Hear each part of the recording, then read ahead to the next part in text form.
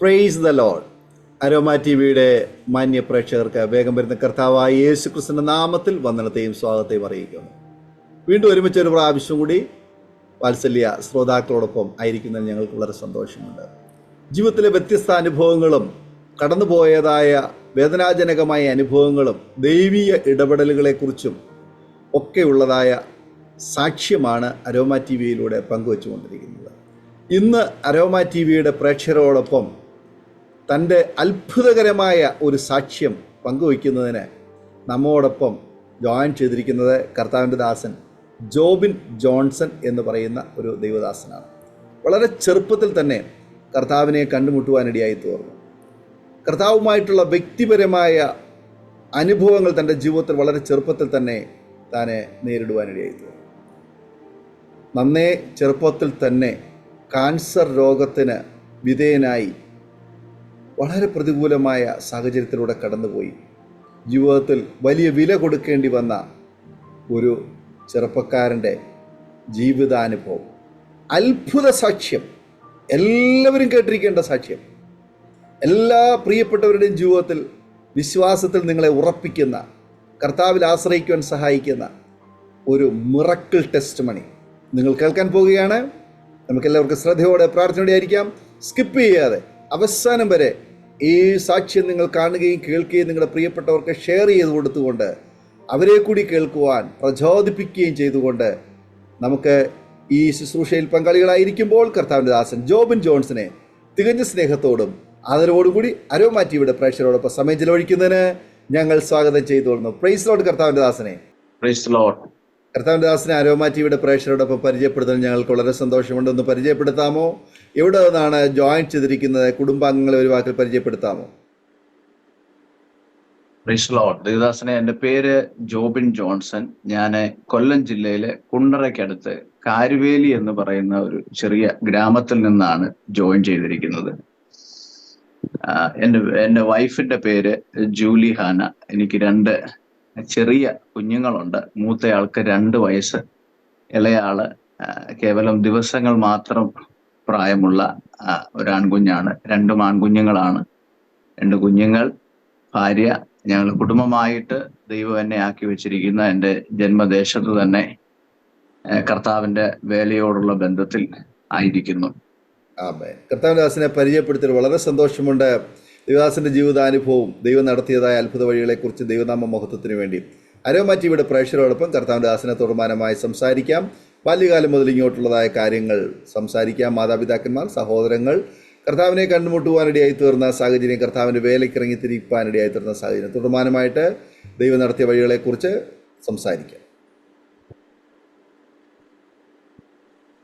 ഞാൻ ഒരു പെന്തക്കോസ്ത് കുടുംബത്തിലാണ് ജനിച്ചു വളർന്നത്. എനിക്ക് പിതാവ്, മാതാവ്, എനിക്ക് മൂത്ത ഒരു സഹോദരൻ. ഇങ്ങനെയാണ് എൻ്റെ കുടുംബ പശ്ചാത്തലം ബാല്യകാലത്തിലേത്. ഞങ്ങൾ 2 ആൺമക്കളാണ്. അതിലിളയ മകനായിരുന്നു ഞാൻ. എൻ്റെ പിതാവ് ഏതാണ്ട് 38 വർഷങ്ങൾക്ക് മുൻപ് പാരമ്പര്യങ്ങളെയെല്ലാം വെടിഞ്ഞ് ലാസർ വി മാത്യു എന്ന് പറയുന്ന കർത്താവിൻ്റെ ദാസന്റെ കവലപ്രസംഗം കേട്ട് മാനസാന്തരപ്പെട്ട് രക്ഷയുടെ അനുഭവത്തിലേക്ക് വന്ന ഒരു വ്യക്തിയാണ് എൻ്റെ പിതാവ്. ദീർഘവർഷങ്ങൾക്ക് മുൻപ് അദ്ദേഹത്തിൽ കൂടെയാണ് എൻ്റെ കുടുംബത്തിൽ പലരും, ഈ ഇരിക്കുന്ന ഞാനടക്കം, ഈ രക്ഷയുടെ അനുഭവത്തിലേക്ക് വരുവാൻ കാരണമായത് അദ്ദേഹത്തിന്റെ മാനസാന്തരമാണ്. വളരെ അനുഗ്രഹിക്കപ്പെട്ട നിലവാരത്തിൽ പെന്തക്കോസ്ത് അനുഭവത്തിൽ ജനിച്ചു വളർത്തപ്പെട്ട ഒരു വ്യക്തിയാണ് ഞാൻ. എൻ്റെ മാതൃസഭ എന്ന് പറയുന്നത് അസംബ്ലീസ് ഓഫ് ഗോഡ് കാരുവേലി സഭയായിരുന്നു. ആ സഭയുടെ അന്തരീക്ഷത്തിലാണ് ഞാനും എൻ്റെ സഹോദരനും ചെറിയ പ്രായം മുതൽ വളർന്നു വന്നത്. സഭയുടെ അടിസ്ഥാന ഉപദേശങ്ങൾ, വേദപുസ്തക ഉപദേശങ്ങൾ, എല്ലാത്തിനെ പറ്റിയും വ്യക്തമായ ധാരണയോടുകൂടെ ചെറിയ പ്രായം മുതൽ സൺഡേ സ്കൂള്, CA എന്നിത്യാദിയുള്ള എല്ലാ പെന്തക്കോസ്ത് കുഞ്ഞുങ്ങൾക്കും ലഭിക്കുന്ന ആ നല്ല അനുഭവങ്ങളിൽ കൂടെ വളർന്നു വന്നൊരു വ്യക്തിയാണ് ഞാനും എൻ്റെ സഹോദരനും. എൻ്റെ പിതാവ് ഒരു കൂലിപ്പണിക്കാരനാണ്. എൻ്റെ അമ്മ ആ, കൊല്ലത്ത്, ദേവദാസന് അറിയാം, കൊല്ലം കശുവണ്ടി ഫാക്ടറിയുടെ ഒരു കേന്ദ്രമാണ്. ആയതിനാൽ തന്നെ എൻ്റെ അമ്മ കശുവണ്ടി ഫാക്ടറിയിലെ ഒരു തൊഴിലാളിയായിരുന്നു. നല്ല ഒരു ഗ്രാമീണ അന്തരീക്ഷത്തിലാണ് ഞങ്ങള് വളർന്നു വന്നത്. എന്നാൽ ചെറിയ പ്രായം മുതൽക്കേ തന്നെ എൻ്റെ പ്രാണന് നേരെ ശക്തമായ വെല്ലുവിളികൾ നിലനിന്നിരുന്നു. പലവിധമായ രോഗങ്ങളുടെയും ഒക്കെ അനുഭവത്തിൽ കൂടെ, അപകടത്തിന്റെ അനുഭവത്തിൽ കൂടെയൊക്കെ എനിക്ക് കടന്നു പോകേണ്ടതായിട്ട് വന്നു.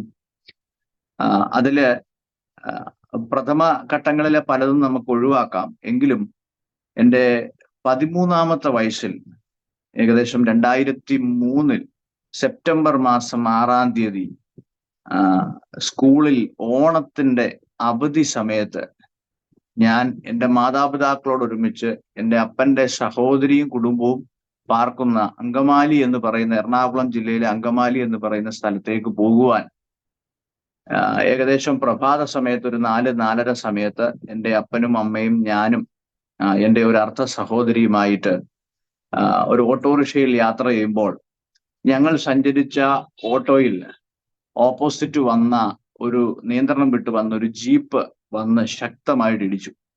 ഈ 2 വാഹനങ്ങൾ തമ്മിൽ കൂട്ടിയിടിച്ച് വലിയ അപകടമുണ്ടാകുവാൻ ഇടയായി തീർന്നു. എന്നാൽ ദൈവത്തിന്റെ കൃപയാൽ എൻ്റെ മാതാപിതാക്കളും എൻ്റെ അർദ്ധ സഹോദരിയും ഒക്കെ സുരക്ഷിതരായിരിക്കാൻ ദൈവം സഹായിച്ചു. എന്നാൽ ഞാന് വാഹനത്തിന്റെ വലതുവശം ചേർന്നിരിക്കെ കൊണ്ട്, ഈ വലതുവശം തന്നെയാണ് തമ്മിൽ കൂട്ടിയിടിച്ചത് എന്നുള്ളത് കൊണ്ടും എൻ്റെ ശരീരത്തിൽ ഗുരുതരമായ പ്രതിസന്ധികൾ ഉണ്ടാകുവാനിടയായി. എൻ്റെ വലങ്കരത്തിന്റെ അസ്ഥികൾ മുഴുവൻ ഒടിഞ്ഞ് തൂങ്ങിപ്പോയി. ഇടത് കൈയുടെ ഒരു ചൂണ്ടുവിരൽ എനിക്ക് നഷ്ടപ്പെട്ടു പോകുവാനിടയായി. അതിലുപരി ഈ 2 പരിക്കുകളും വലുതായിരുന്നു. ഒത്തിരി ബ്ലഡൊക്കെ വമിക്കുന്ന അവസ്ഥകളുണ്ട്. എന്നാൽ അതിലുപരി എൻ്റെ വയറിന്റെ വലതുവശത്തായിട്ട് അസഹ്യമായ വേദന എനിക്ക് അനുഭവപ്പെട്ടു. പ്രഥമഘട്ടത്തിൽ ഞാൻ അതിനെപ്പറ്റി വായെടുത്ത് പറയുമ്പോൾ എൻ്റെ പേരൻസ് അടക്കം എല്ലാവരും ചിന്തിക്കുന്നത് ഈ 2 കരങ്ങളിലെയും ഗുരുതരമായ പരുക്കുകൾ കൊണ്ടുള്ള തോന്നൽ മാത്രമാണെന്ന് അവർക്ക് തോന്നി. എങ്കിലും തൊട്ടടുത്ത കൊല്ലം ജില്ലാ ആശുപത്രിയിലേക്ക് അവരെന്നെ കൊണ്ടുപോയി. എന്നാൽ അവിടെ ചെന്നപ്പോൾ ഡോക്ടർമാർ പരിശോധിച്ചപ്പോൾ അവർക്ക് മനസ്സിലായി ആന്തരികമായിട്ട് എന്തോ പ്രശ്നമുണ്ടെന്ന് തിരിച്ചറിഞ്ഞ് അവര് എന്നെ അവിടെ നിന്ന് മെഡിക്കൽ കോളേജിലേക്ക്, തിരുവനന്തപുരം മെഡിക്കൽ കോളേജിലേക്ക് കൊണ്ടുപോകണമെന്ന് ആവശ്യപ്പെട്ടു. അങ്ങനെ ആ സമയത്ത് തന്നെ അവരെന്നെ തിരുവനന്തപുരം മെഡിക്കൽ കോളേജിലേക്ക് ഷിഫ്റ്റ് ചെയ്തു. അവിടെ കൊണ്ടുചെന്ന് നടത്തിയ പ്രഥമ സ്കാനിങ് പരിശോധനകളിൽ തന്നെ ഡോക്ടേഴ്സ് വന്ന് എൻ്റെ പേരൻസിനോട് പറഞ്ഞു, കുട്ടിയുടെ വയറിനകത്ത് ഹെവി ആയിട്ടുള്ള ഇന്റേണൽ ബ്ലീഡിങ് ഉണ്ടാകുന്നുണ്ട്, ഗുരുതരമായ പ്രശ്നമുണ്ട്, അതുകൊണ്ട് എത്രയും പെട്ടെന്ന് അടിയന്തരമായിട്ടൊരു ശസ്ത്രക്രിയക്ക് വിധേയനാക്കണം എന്ന് പറഞ്ഞു. അങ്ങനെ ഏതാണ്ട് 13-14 മണിക്കൂർ നീണ്ട ഒരു മേജർ ശസ്ത്രക്രിയക്ക് അവര് തിരുവനന്തപുരം മെഡിക്കൽ കോളേജിൽ എന്നെ വിധേയനാക്കി.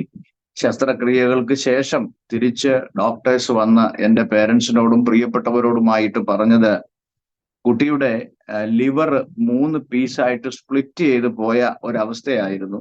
മനുഷ്യസാധ്യമായ തരത്തിൽ ചെയ്യാൻ കഴിയുന്നതിന്റെ പരമാവധി കാര്യങ്ങൾ ഞങ്ങൾ ചെയ്തിട്ടുണ്ട്. എങ്കിലും ജീവന് ഗ്യാരണ്ടി പറയുവാനായിട്ട് സാധിക്കത്തില്ല. കുട്ടി ജീവിതത്തിലേക്ക് മടങ്ങി വരാനുള്ള സാഹചര്യങ്ങൾ ഒന്നും ഒരു ഗ്യാരണ്ടിയും തരുവാനായിട്ട് സാധിക്കത്തില്ല എന്ന് ഡോക്ടർമാർ പറയുവാനിടയായി. 48 മണിക്കൂറെങ്കിലും കഴിയാതെ ഒരു വാക്കുപോലും കുട്ടിയുടെ തിരിച്ചുവരവിനെ പറ്റി സംസാരിക്കാൻ പറ്റില്ല എന്ന അവസ്ഥയിൽ ഞാൻ കിടക്കേണ്ടി വന്നു. എങ്കിലും തേജോമയനായ ദൈവത്തിന് എന്നെപ്പറ്റി വലിയ പദ്ധതികളും പ്ലാനുകളും ഉള്ളത് കൊണ്ട് മരണത്തിന് വിട്ടുകൊടുക്കുവാൻ ദൈവം അനുവദിച്ചില്ല. കർത്താവിന്റെ വലിയ കൃപ എന്നോട് കൂടെ ഇരുന്നു. ഏകദേശം 6-7 മാസത്തോളം ഒരേ കിടപ്പിൽ കിടന്ന് പലവിധമായ ചികിത്സകൾ, കൈയുടെ ചികിത്സ, അതുപോലെ ലിവർ സ്പ്ലിറ്റായി പോയതുമായി ബന്ധപ്പെട്ട ഗുരുതരമായ സാഹചര്യങ്ങൾ, അങ്ങനെ ഒരു 6-7 മാസം എനിക്ക് ആശുപത്രിയും വീടുമായിട്ടൊക്കെ ചെലവഴിക്കേണ്ട സാഹചര്യങ്ങൾ എൻ്റെ 14-ാമത്തെ വയസ്സിൽ എനിക്കുണ്ടായി. എങ്കിലും കർത്താവിന്റെ മാറ്റമില്ലാത്ത കൃപയും അനേക ദൈവമക്കളുടെ പ്രാർത്ഥന, എൻ്റെ മാതാപിതാക്കളുടെ, സഹോദരങ്ങളുടെ, പ്രിയപ്പെട്ടവരുടെ ഒക്കെ കണ്ണുനീരിനെ സ്വർഗം മാനിക്കുകയും വളരെ ബാല്യത്തിൽ ഒത്തിരി പക്വതയോ ഒത്തിരി ആഴമേറിയ ആത്മീക അനുഭവങ്ങളോ ഒന്നുമില്ലാതിരുന്ന ഒരു ബാലകനായിരുന്ന എന്നോട് സ്വർഗത്തുള്ള ദൈവത്തിന്റെ കരുണയുടെ കരം ആ സമയത്ത് ഞാൻ തിരിച്ചറിഞ്ഞു. ആയതിനാൽ ദൈവം എന്നെ ആ ദുരന്ത മുഖത്ത് നിന്ന് പൂർവാധികം ശക്തിയോടെ എഴുന്നേൽപ്പിച്ചു. സ്തോത്രം. എൻ്റെ ഇടത് കൈയുടെ ചൂണ്ടുവിരൽ, ഈ വീഡിയോയിൽ നോക്കിയാൽ കാണാം, എൻ്റെ ഇടത് കൈയുടെ ഒരു ചൂണ്ടുവിരൽ എനിക്ക് നഷ്ടപ്പെട്ടു എന്നതൊഴിച്ചാൽ ആ അപകടത്തെ തുടർന്ന് മറ്റൊരു ക്ലേശങ്ങളും ഇല്ലാത്ത തരത്തിൽ ഏതാണ്ട് 1 വർഷത്തിനകത്ത് പൂർണ്ണമായിട്ടും ദൈവം എന്നെ സൗഖ്യമാക്കി. എൻ്റെ ഒടിഞ്ഞുപോയ കരത്തിന്റെ അസ്ഥികളൊക്കെ പൂർവ്വസ്ഥിതിയിലേക്ക് മടങ്ങി വന്നു. കുറച്ചു കാലം സ്റ്റീലൊക്കെ ഇട്ട് അങ്ങനെ പലവിധ ചികിത്സകളൊക്കെ ചെയ്യേണ്ടി വന്നിട്ടുണ്ടെന്നുള്ളത് പരമാർത്ഥമാണ്. എങ്കിലും ദൈവത്തിന്റെ വലിയ കരുണ എന്നോട് കൂടെ ഇരുന്നു. എൻ്റെ പ്രാണനെ തൊടുവാൻ ദുഷ്ടനെ ദൈവം അനുവദിച്ചില്ല. അതിനുശേഷം എൻ്റെ അകത്ത് ഞാൻ അറിയുന്ന വിശ്വാസത്തെ പറ്റി കുറച്ചുകൂടെ ആഴത്തിലുള്ള ചിന്തകൾ ഉണ്ടാകുകയും, നമ്മളെല്ലാവരും അറിയുന്നത് പോലെ ഏതൊരു അടിസ്ഥാനമുള്ള നല്ല പെന്തിക്കോസ് അനുഭവത്തിൽ വളരുന്ന കുഞ്ഞുങ്ങൾ അവർക്ക് രക്ഷാനിർണയത്തെ പറ്റിയും വിശ്വാസ സ്നാനത്തെ പറ്റിയും ഒക്കെയുള്ള വ്യക്തമായ അവബോധവും ചിന്തയും വരേണ്ട ആ പ്രായത്തിൽ എനിക്കും അതുണ്ടാകുകയും ദൈവത്തിന്റെ മഹാകരുണയാൽ എൻ്റെ 15-ാമത്തെ വയസ്സിൽ എൻ്റെ കർത്താവായ യേശു ക്രിസ്തുവിനെ ജലത്തിൽ സാക്ഷീകരിപ്പാൻ കർത്താവ് എൻ്റെ ജീവിതത്തിൽ എനിക്ക് ഭാഗ്യം നൽകി. അത് കഴിഞ്ഞ് +2 കഴിഞ്ഞു. +2 പഠനം കഴിഞ്ഞ് ഞാൻ മുൻപോട്ട് പോകുന്ന സമയത്ത് എൻ്റെ 18-ാമത്തെ വയസ്സിൽ, അപ്പോൾ ആ സമയത്ത് ഞങ്ങളുടേത് ഒരു പഴയ വീടായിരുന്നു. എൻ്റെ പപ്പയുടെ കുടുംബത്തിലെ ഇളയ മകനായതുകൊണ്ട് കുടുംബപരമായിട്ട് ഞങ്ങൾക്ക് ലഭിച്ച ഒരു പഴയ വീടായിരുന്നു ഉണ്ടായിരുന്നത്. ഒത്തിരി പഴയ വീടാണ് അത്. ഏകദേശം അതിന്റെ എക്സ്പയറി ഡേറ്റ് ഒക്കെ കഴിഞ്ഞിട്ട് തന്നെ ഒരുപാട് കാലമായിരുന്നു. ചോർന്നൊലിക്കുന്ന ഒരു പഴയ വീട്. ആ വീട്ടിലായിരുന്നു ഞങ്ങളുടെ ബാല്യകാലം. അപ്പോ എൻ്റെ 18 വയസ്സു പ്രായത്തിൽ, ആ സമയത്ത് എൻ്റെ ജ്യേഷ്ഠൻ 20 വയസ്സുണ്ട്. അദ്ദേഹം ഇവിടെ അടുത്തൊരു വർക്ക്ഷോപ്പിൽ ജോലിക്ക് പോകുന്ന കാലഘട്ടമാണ്. ഒത്തിരി ബുദ്ധിമുട്ടുകളും പ്രയാസങ്ങളും ഒക്കെയുള്ള കാലഘട്ടം. ആ സമയത്ത് ഒരു പുതിയ വീട് ഞങ്ങൾക്ക് ഏറ്റവും അത്യാവശ്യമായി വന്ന സാഹചര്യത്തിൽ പഴയ വീട് നിന്നിരുന്ന സ്ഥലത്ത് തന്നെ പുതിയ വീട് നിർമ്മിക്കേണ്ടതുള്ളത് കൊണ്ടും ആ വീട് ഞങ്ങൾ തന്നെ കഠിനാധ്വാനം ചെയ്ത്, ഞാനും എൻ്റെ പിതാവും എൻ്റെ സഹോദരനും എൻ്റെ അമ്മയും ഒക്കെ, അന്ന് ഞങ്ങൾക്ക് നല്ല ആരോഗ്യമുണ്ട്, എൻ്റെ പപ്പായും അമ്മയും ഒക്കെ നല്ല കഠിനാധ്വാനികളാണ്. അപ്പൊ ഞങ്ങൾ തന്നെ പരമാവധി കാര്യങ്ങൾ ചെയ്ത് സാമ്പത്തികമായി അതിനകത്ത് ലാഭമുണ്ടാക്കണം, എങ്കിൽ മാത്രമേ കാര്യങ്ങൾ മുൻപോട്ട് പോകത്തുള്ളൂ എന്നുള്ള ഒരു സാഹചര്യത്തിൽ ഞങ്ങൾ തന്നെ അധ്വാനിച്ച് അതിന്റെ കാര്യങ്ങൾ ചെയ്യുമ്പോൾ, അതിന്റെ അടിസ്ഥാനത്തിന്റെ പ്രവൃത്തികൾ നടന്നുകൊണ്ടിരിക്കുമ്പോൾ, ഈ പറഞ്ഞ സംഭവം ഉണ്ടാകുന്നതിന് ഏതാണ്ട് 1.5 വർഷം മുമ്പേ എൻ്റെ വലതുകാലിന്റെ ഒതുമ്പല്ലെന്ന് പറയും, ടിബിയ എന്ന് പറയുന്ന വലതുകാലിന്റെ മുട്ടിന് താഴേക്കുള്ള ഭാഗത്ത് ടിബിയ എന്ന് പറയുന്ന ബോണിന്റെ മുൻവശത്തായിട്ട് ഒരു ചെറിയ ഗ്രോത്ത് വളരുന്നുണ്ടായിരുന്നു. ഒരു ചെറിയ ദശയെന്നോ മുഴയെന്നോ ഒക്കെ പറയാൻ പറ്റുന്ന സാഹചര്യത്തിലുള്ള ഒരു ചെറിയ മാംസ കഷണം വലതുകാലിന്റെ അസ്ഥി നന്നായിട്ട് മാംസം കുറവുള്ള മുൻവശത്തായിട്ട് ഇങ്ങനെ ചെറുതായിട്ട് വളർന്നു വരുന്നുണ്ടായിരുന്നു. അന്നത്തെ സാഹചര്യവും അന്നത്തെ പശ്ചാത്തലവും ഒക്കെ വെച്ചിട്ട് ഒരു നോഡ്യൂളൊന്നും കണ്ടാൽ ആശുപത്രിയിൽ പോകാൻ തക്ക ഒരു സാഹചര്യമുള്ള ഒരു കുടുംബമൊന്നും ആയിരുന്നില്ല എൻ്റേത്. അതിലുപരി എൻ്റെ മാതാപിതാക്കളൊന്നും വലിയ വിദ്യാഭ്യാസമുള്ളവരോ ഇത്തരത്തിലുള്ള കാര്യങ്ങളെ കാണുമ്പോൾ കൂടുതൽ ശ്രദ്ധിക്കുന്ന അത്തരത്തിലുള്ള ഒരു സാഹചര്യമൊന്നും ആ കാലഘട്ടത്തിൽ ഉണ്ടായിരുന്നില്ല.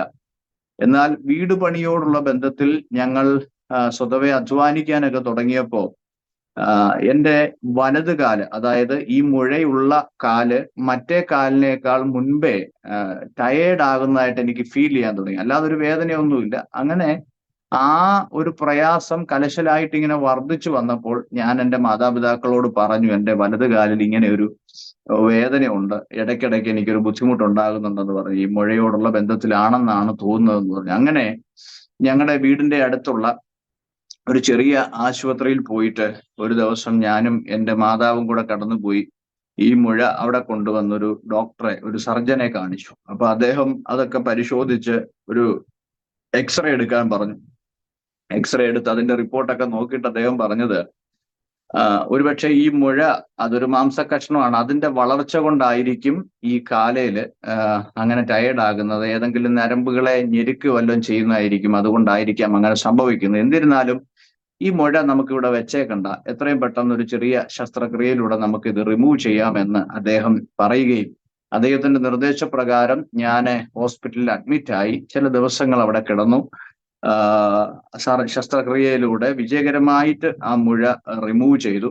ആ മുഴ മാറിക്കഴിഞ്ഞപ്പോൾ എൻ്റെ ആ ബുദ്ധിമുട്ടിന് ശമനം വന്നതായിട്ട് എനിക്ക് അനുഭവപ്പെടുകയും ചെയ്തു. അങ്ങനെ 1-2 ആഴ്ച കഴിഞ്ഞപ്പോൾ കാലയിലെ ആ ശസ്ത്രക്രിയയുടെ മുറിവ് കരിയുകയും പ്രയാസങ്ങളൊക്കെ മാറി. ഞങ്ങള് വീണ്ടും വീട് പണിയുടെ കാര്യങ്ങളിൽ വ്യാപൃതനാകാനായിട്ട് ഞാനും ഇങ്ങനെ ആശയോടിരിക്കുന്ന സമയത്ത് പെട്ടെന്ന് ഒരു ദിവസം, അപ്പോൾ ശസ്ത്രക്രിയ കഴിഞ്ഞിട്ട് 2-3 ആഴ്ച കഴിഞ്ഞു, പെട്ടെന്ന് ഒരു ദിവസം ആശുപത്രിയിൽ നിന്ന് ഞങ്ങളെ വിളിച്ചു. അടിയന്തരമായിട്ട് അവിടെ ചെല്ലണം എന്ന് പറഞ്ഞ് ആശുപത്രിയിൽ ഞങ്ങളെ വിളിപ്പിച്ചു. അങ്ങനെ ഞാനും എൻ്റെ മാതാവും കൂടെ ഒരു ദിവസം ഒരു 3 മണി സമയത്ത് ആശുപത്രിയിലേക്ക് ചെല്ലുമ്പോൾ ഡോക്ടർ ഞങ്ങളെ അരികിലേക്ക് വിളിച്ചിട്ട് വേറെ ആരെങ്കിലും കൂടെ വന്നിട്ടുണ്ടോ എന്ന് ചോദിച്ചു. ഇല്ല എന്ന് പറഞ്ഞു. ഡോക്ടർ ഞങ്ങളെ അരികിലേക്ക് വിളിച്ചിട്ട് പറഞ്ഞു, മോന്റെ കാലിൽ നിന്ന് നമ്മൾ എടുത്തു മാറ്റിയ മുഴയ്ക്കകത്ത് അതിന്റെ ബയോപ്സി റിപ്പോർട്ടിനകത്ത് ചില അപകടകരമായ സാഹചര്യങ്ങൾ കാണുന്നുണ്ട്. അതുകൊണ്ട് നിങ്ങൾ എത്രയും പെട്ടെന്ന് തിരുവനന്തപുരത്തുള്ള റീജിയണൽ ക്യാൻസർ സെന്ററുമായിട്ട് ബന്ധപ്പെടണമെന്ന് പറഞ്ഞു. ശരിക്കും എൻ്റെ ജീവിതത്തിൽ അന്ന് വരെ ഈ ക്യാൻസർ എന്ന് കേട്ടിട്ടുണ്ട്, പലർക്കും വരുന്നത് കണ്ടിട്ടുണ്ട് എന്നുള്ളതല്ലാതെ മനുഷ്യന്റെ കയ്യേലും കാലേലും ഒക്കെ ഈ രോഗം ബാധിക്കും എന്നതിനെ പറ്റി യാതൊരു അറിവും എനിക്ക് ആ കാലഘട്ടത്തിൽ ഉണ്ടായിരുന്നില്ല. ഈ വാർത്ത കേട്ടപ്പോൾ ഞാൻ വല്ലാതെ ഞെട്ടിപ്പോയി. അതിലേറെ എൻ്റെ അമ്മ ഭാരപ്പെട്ടു. ഞങ്ങളുടെ പ്രിയപ്പെട്ടവരെല്ലാം ഈ വിവരം അറിഞ്ഞു. എല്ലാവരും വളരെ മനോഭാരം അനുഭവിച്ചു. ഞങ്ങളുടെ സഭയുടെ ദൈവദാസനും ദൈവമക്കളും ഒക്കെ എൻ്റെ ഭവനത്തിലേക്ക് കടന്നു വരുവാനും എല്ലാവരും വളരെ ദുഃഖിതരായി എനിക്ക് വേണ്ടി പ്രാർത്ഥിക്കുവാൻ ആരംഭിച്ചു. ഡോക്ടറുടെ ഈ റിപ്പോർട്ട് പ്രകാരം തൊട്ടടുത്ത ദിവസം തന്നെ ഞങ്ങള് RCCയിലേക്ക് കടന്നു പോകാനുള്ള ക്രമീകരണം ചെയ്തു. വീടിന്റെ നിർമ്മാണ പ്രവൃത്തികളൊക്കെ നിർത്തിവെച്ചു.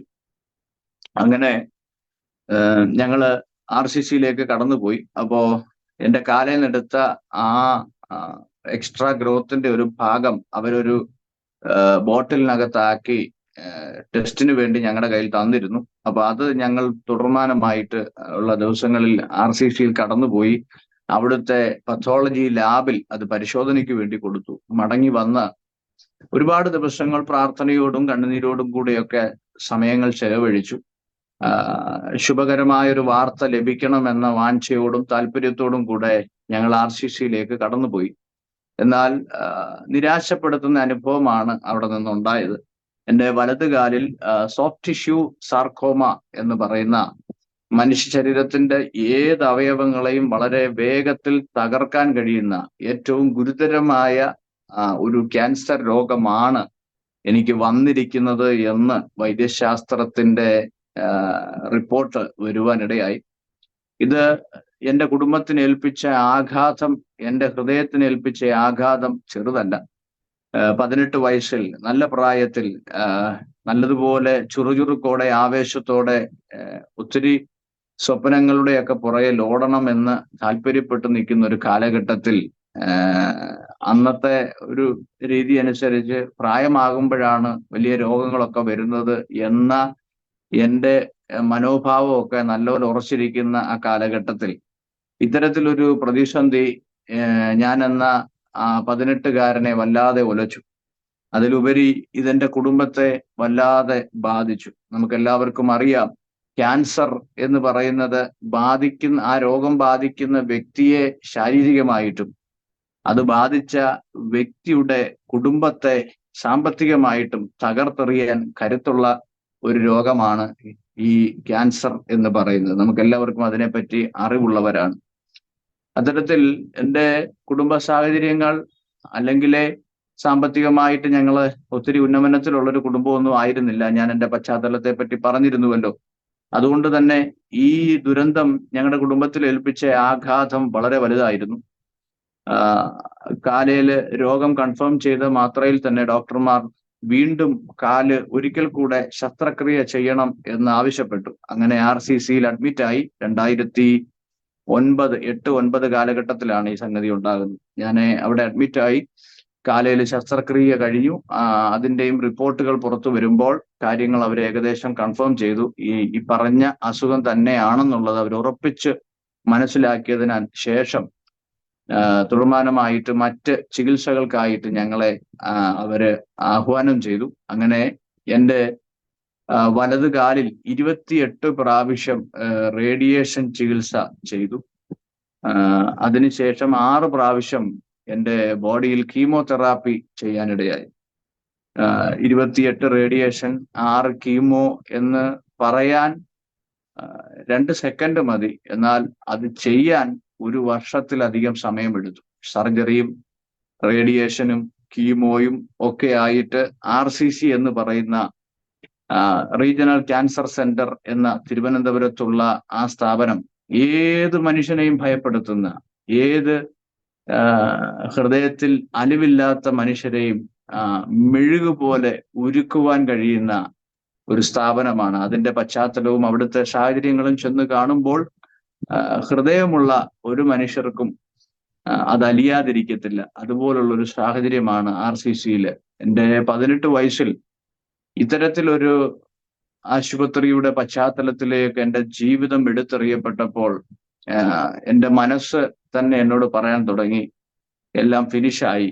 കാരണം RCCയിലെ രോഗിയാകാൻ ആരും, അവിടുത്തെ ഒരു പേഷ്യന്റ് ആകാൻ ആരും ആഗ്രഹിക്കത്തില്ല. അവിടുത്തെ ഒരു ID കാർഡ് നമുക്ക് ലഭിക്കുക എന്ന് പറയുന്നത് ഏകദേശം നമുക്ക് ഈ ഭൂമിയിൽ നിന്ന് പോകാനുള്ള ടിക്കറ്റ് എന്ന നിലവാരത്തിൽ ചിന്തിക്കുന്ന ഒരു കാലഘട്ടം. അത്തരത്തിൽ എന്നെയും അത് പിടിച്ചൊലയ്ക്കുവാൻ തുടങ്ങി. പല ദിവസങ്ങളിൽ RCCയിൽ കയറി ഇറങ്ങേണ്ടി വന്നു. ഒരുപാട് ദിവസങ്ങൾ, ഒത്തിരി അലച്ചിലുകൾ, ഒത്തിരി ഭാരങ്ങൾ, ഒത്തിരി പ്രയാസങ്ങൾ. അങ്ങനെ ഞങ്ങൾ ചികിത്സയ്ക്കായിട്ട് പോകുന്ന ദിവസങ്ങൾ, ആദ്യം റേഡിയേഷനാ ചെയ്തത്. റേഡിയേഷൻ വലിയ വേദനയുള്ള ഒരു ചികിത്സയല്ല. എനിക്ക് കാലയിലായിരുന്നുകൊണ്ട് എനിക്ക് അങ്ങനെ ഒരു ബുദ്ധിമുട്ടുണ്ടായിട്ടില്ല. എങ്കിലും റേഡിയേഷന്റെ പ്രഹരശേഷി വലുതായിരുന്നു.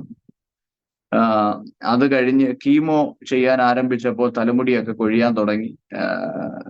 സൗന്ദര്യമൊക്കെ മാറി, വിരൂപത പ്രാപിച്ച് വല്ലാത്തൊരു സാഹചര്യത്തിലേക്ക് കാര്യങ്ങളൊക്കെ മാറ്റപ്പെടാൻ തുടങ്ങിയപ്പോൾ എനിക്ക് ശാരീരികമായിട്ടും അതിലേറെ മാനസികമായിട്ടും എന്നെ അത് ബാധിക്കാൻ തുടങ്ങി. എൻ്റെ കുടുംബത്തിന്റെ സാമ്പത്തിക സ്ഥിതികൾ അനുദിനം കൂടുതൽ ഗുരുതരമായ സാഹചര്യത്തിലേക്കൊക്കെ പോകുമ്പോൾ അതിൻ്റെതായ മാനസികമായ പ്രയാസങ്ങളും സമ്മർദ്ദങ്ങളും അങ്ങനെയൊക്കെ ആയിട്ട് വല്ലാത്തൊരവസ്ഥയിലേക്ക് ഞാൻ മാറ്റപ്പെട്ടു. അങ്ങനെ ഇരിക്കെ ആ സമയത്ത് എനിക്ക് വന്ന രോഗം എൻ്റെ കാലിന്റെ മുട്ടിന്റെ കുറെ താഴെ ഭാഗത്തായിട്ട്, കാൽമുട്ടിന് ഒത്തിരി താഴെയായിട്ടാണ് എനിക്ക് രോഗം ബാധിച്ചത്. അതേ സമയത്ത് തന്നെ എനിക്ക് വന്ന അതേ രോഗം തന്നെ ഈ കാലിന്റെ തുടയെല്ലിന്റെ ഭാഗത്തായിട്ട് വന്ന ഒരു ദൈവദാസന്റെ ഭാര്യ ഉണ്ടായിരുന്നു. ഞാൻ ക്രിസ്തുവിൽ വളരെ സ്നേഹിക്കുന്ന ഒരു കർത്താവിന്റെ ദാസന്റെ ഭാര്യ. അന്ന് എനിക്ക് 18 വയസ്സുള്ളപ്പോൾ, എൻ്റെ ഓർമ്മ ശരിയാണെങ്കിൽ ആ വാത്സല്യ സഹോദരിക്ക്, ഞാൻ ചേച്ചി എന്നായിരുന്നു വിളിക്കുന്നത്, ആ ചേച്ചിക്ക് 28 വയസ്സ് പ്രായമുണ്ട്. എന്നേക്കാൾ ഒരു 10 വയസ്സിനോളം മൂത്തതായിരുന്നു ആ ചേച്ചി. ഞാൻ ആദ്യമായിട്ട് ആ ചേച്ചിയെ കാണുമ്പോൾ വളരെ സുന്ദരിയായ, വളരെ നിറഞ്ഞ പുഞ്ചിരിയോടെ ചിരിച്ച് എന്നോട് വലിയ കാര്യമായിട്ട് സംസാരിക്കുകയൊക്കെ ചെയ്യുന്ന ഒരു വാത്സല്യ സഹോദരിയായിരുന്നു. അന്ന് ചേച്ചിക്ക് ഇതേ രോഗം വന്നു. തൻ്റെ തുടയെല്ലിന്റെ മോൾ ഭാഗത്തായിട്ട്, നമ്മൾ കഴല എന്നൊക്കെ പറയുന്ന ആ ഭാഗത്തായിട്ടായിരുന്നു ആ സഹോദരിക്ക് അസുഖം വന്നത്. അങ്ങനെ ഞങ്ങൾ രണ്ടുപേരും ഒരുമിച്ച് ഒരേ ദിവസങ്ങളിൽ തന്നെ ദൈവദാസൻ അദ്ദേഹത്തിന്റെ സ്ഥലത്തുനിന്ന് വരും, ഞങ്ങൾ ഞങ്ങളുടെ സ്ഥലത്തുനിന്ന് ചെല്ലും. ചില ദിവസങ്ങളിലൊക്കെ ഞങ്ങള് സാമ്പത്തികമായ ബുദ്ധിമുട്ടുകളൊക്കെ കൊണ്ട് മെഡിക്കൽ കോളേജിന്റെ ഭാഗത്ത് ഒരേ വലിയ റൂം എടുത്തിട്ട് ഒരുമിച്ച് ഷെയർ ചെയ്ത് ഒരുമിച്ച് ആശുപത്രിയിൽ പോകുന്ന സാഹചര്യങ്ങളൊക്കെ ഉണ്ടായിരുന്നു. അങ്ങനെ ഞങ്ങൾ ഒരുമിച്ചാണ് ആശുപത്രി ചികിത്സയ്ക്ക് വേണ്ടി പോകുന്നത്. ഒരുമിച്ച് വർത്തമാനം പറയും, ഒരുമിച്ച് കാപ്പി കുടിക്കും. അങ്ങനെ പല, കാരണം ഞങ്ങൾ രണ്ടുപേരും ഒരുപോലെ രോഗത്തിന്റെ അവസ്ഥയിൽ കൂടെ പോകുമ്പോൾ പരസ്പരം വാക്കുകൾ പറയും, ആശ്വസിപ്പിക്കുകയും. പ്രത്യേകിച്ച് അദ്ദേഹം ഒരു ദൈവദാസനാണ്. അന്നത്തെ എൻ്റെ സാഹചര്യത്തിൽ ഞാനൊരു സാധാരണ വിശ്വാസി, അദ്ദേഹം ഒരു ദൈവപുരുഷൻ, ഒരു ദൈവദാസൻ എന്നുള്ളതൊക്കെ കൊണ്ട് എനിക്ക് അദ്ദേഹത്തോടും വലിയ ബഹുമാനം, ഇവരെ പോലുള്ളവരൊക്കെ പ്രാർത്ഥിക്കുമ്പോൾ നമ്മുടെ പ്രശ്നങ്ങളും മാറും. ആ പ്രിയപ്പെട്ട ആന്റി ഇത്രയും പ്രത്യാശയോടും ധൈര്യത്തോടും ആ ചേച്ചി നിൽക്കുമ്പോൾ അവരെ കണ്ട് എനിക്ക് ഒത്തിരി എൻകറേജ്മെന്റ് ഒക്കെ എൻ്റെ അകത്തുണ്ടാകുന്ന സമയത്ത്, അങ്ങനെ ഇരിക്കെ എൻ്റെ 4ാമത്തെ കീമോതെറാപ്പിക്ക് വേണ്ടി ഞാൻ ആശുപത്രി ചെല്ലുമ്പോൾ, അതിൻ്റെ ഇടയ്ക്ക് പല ദിവസങ്ങളില് ഞങ്ങൾ തമ്മിൽ കമ്മ്യൂണിക്കേഷൻ ഗ്യാപ്പൊക്കെ ഉണ്ടായിട്ടുണ്ട്. കാരണം ചികിത്സാർത്ഥം അദ്ദേഹത്തിന്റെ സ്ഥലം എറണാകുളത്താണ്, ഞങ്ങള് കൊല്ലത്താണ്. അങ്ങനെയൊക്കെ പല സാഹചര്യങ്ങൾ ഉണ്ടാകുമായിരുന്നു. അങ്ങനെ ഒരു ദിവസം 4ാമത്തെ കീമോയ്ക്ക് വേണ്ടി ഞാൻ ചെല്ലുമ്പോൾ, അന്ന് എന്നോടൊപ്പം ചികിത്സയ്ക്ക് വരുന്ന എൻ്റെ മാതാവും എൻ്റെ മാവനും ഒക്കെ പലപ്പോഴും അവര് ഞാൻ കേൾക്കാതെ മാറിയും തിരിഞ്ഞുമൊക്കെ നിന്ന് സംസാരിക്കുന്നു, ഫോണിൽ സംസാരിക്കുന്നതൊക്കെ ഞാൻ കേട്ടിട്ടുണ്ട്. അപ്പൊ എനിക്ക് മനസ്സിലായില്ല എന്താ കാര്യമെന്ന്. എന്നാൽ 4ാമത്തെ കീമോയ്ക്ക് വേണ്ടി ഞങ്ങള് ഹോസ്പിറ്റലിലേക്ക് ചെല്ലുമ്പോ RCCയുടെ എമർജൻസി വാർഡിന്റെ മുമ്പിൽ വളരെ വിഷണ്ണനായി വിഷാദ മനോഭാവത്തോടും മുഖത്തോടും കൂടെ ഈ കർത്താവിന്റെ ദാസൻ വളരെ ദുഃഖിതനായി നിൽക്കുന്ന ഒരു അവസ്ഥയാണ് ഞാൻ കാണുന്നത്. എനിക്ക് കാര്യം മനസ്സിലായില്ല, മറ്റുള്ളവർക്കറിയാം. അവിടെ ചെല്ലുമ്പോൾ, അദ്ദേഹത്തിന്റെ അടുത്തേക്ക് ചെല്ലുമ്പോൾ, ഈ ദൈവദാസൻ എൻ്റെ അടുക്കലേക്ക് വന്ന് വളരെ എന്നെ കെട്ടിപ്പുണർന്നുകൊണ്ട് വല്ലാതെ കരയുവാനിടയായി. അന്നേരമാണ് എനിക്ക് എൻ്റെ മനസ്സിലേക്ക് ആ ചിന്ത വന്നു. ചില മിനിറ്റുകൾ കഴിഞ്ഞപ്പോൾ വെള്ള പുതച്ച ഒരു ശരീരം RCCയുടെ എമർജൻസി വാർഡിനകത്തുനിന്ന് പുറത്തേക്ക് കൊണ്ടുവരുന്ന ഒരു കാഴ്ചയാണ് ഞങ്ങൾ കാണുവാനിടയായത്. മറ്റൊന്നുമല്ല, എന്നോടൊപ്പം ചികിത്സയ്ക്ക് വന്നിരുന്ന ആ വാത്സല്യ സഹോദരി ഈ ലോകത്തിൽ നിന്ന് മാറ്റപ്പെട്ട അവസ്ഥയാണ് അവിടെ ഉണ്ടായത്. അത് കണ്ടപ്പോ എൻ്റെ ഹൃദയം വല്ലാതെ പൊള്ളി, വല്ലാതെ വേദനിച്ചു. ഞാൻ മനസ്സിലാക്കി, ആ യാഥാർത്ഥ്യം ഞാൻ അംഗീകരിക്കാൻ എൻ്റെ ഹൃദയത്തെ പാകപ്പെടുത്താൻ തുടങ്ങി. മറ്റൊന്നുമല്ല, എൻ്റെ വാത്സല്യ സഹോദരി പോയ പാതയിൽ കൂടെ താമസമിന ഞാനും പോകും. എൻ്റെ ചിന്ത ഇങ്ങനെയാണ്: അദ്ദേഹം ഒരു ദൈവദാസനാണ്, നന്നായി പ്രാർത്ഥിക്കുന്ന, ദൈവവുമായിട്ട് വളരെ അടുത്ത് ബന്ധമുള്ള ഒരു കർത്താവിന്റെ ദാസന്റെ ഭാര്യയാണ് ഈ രോഗത്തിന് മുമ്പിൽ കീഴടങ്ങിയത്.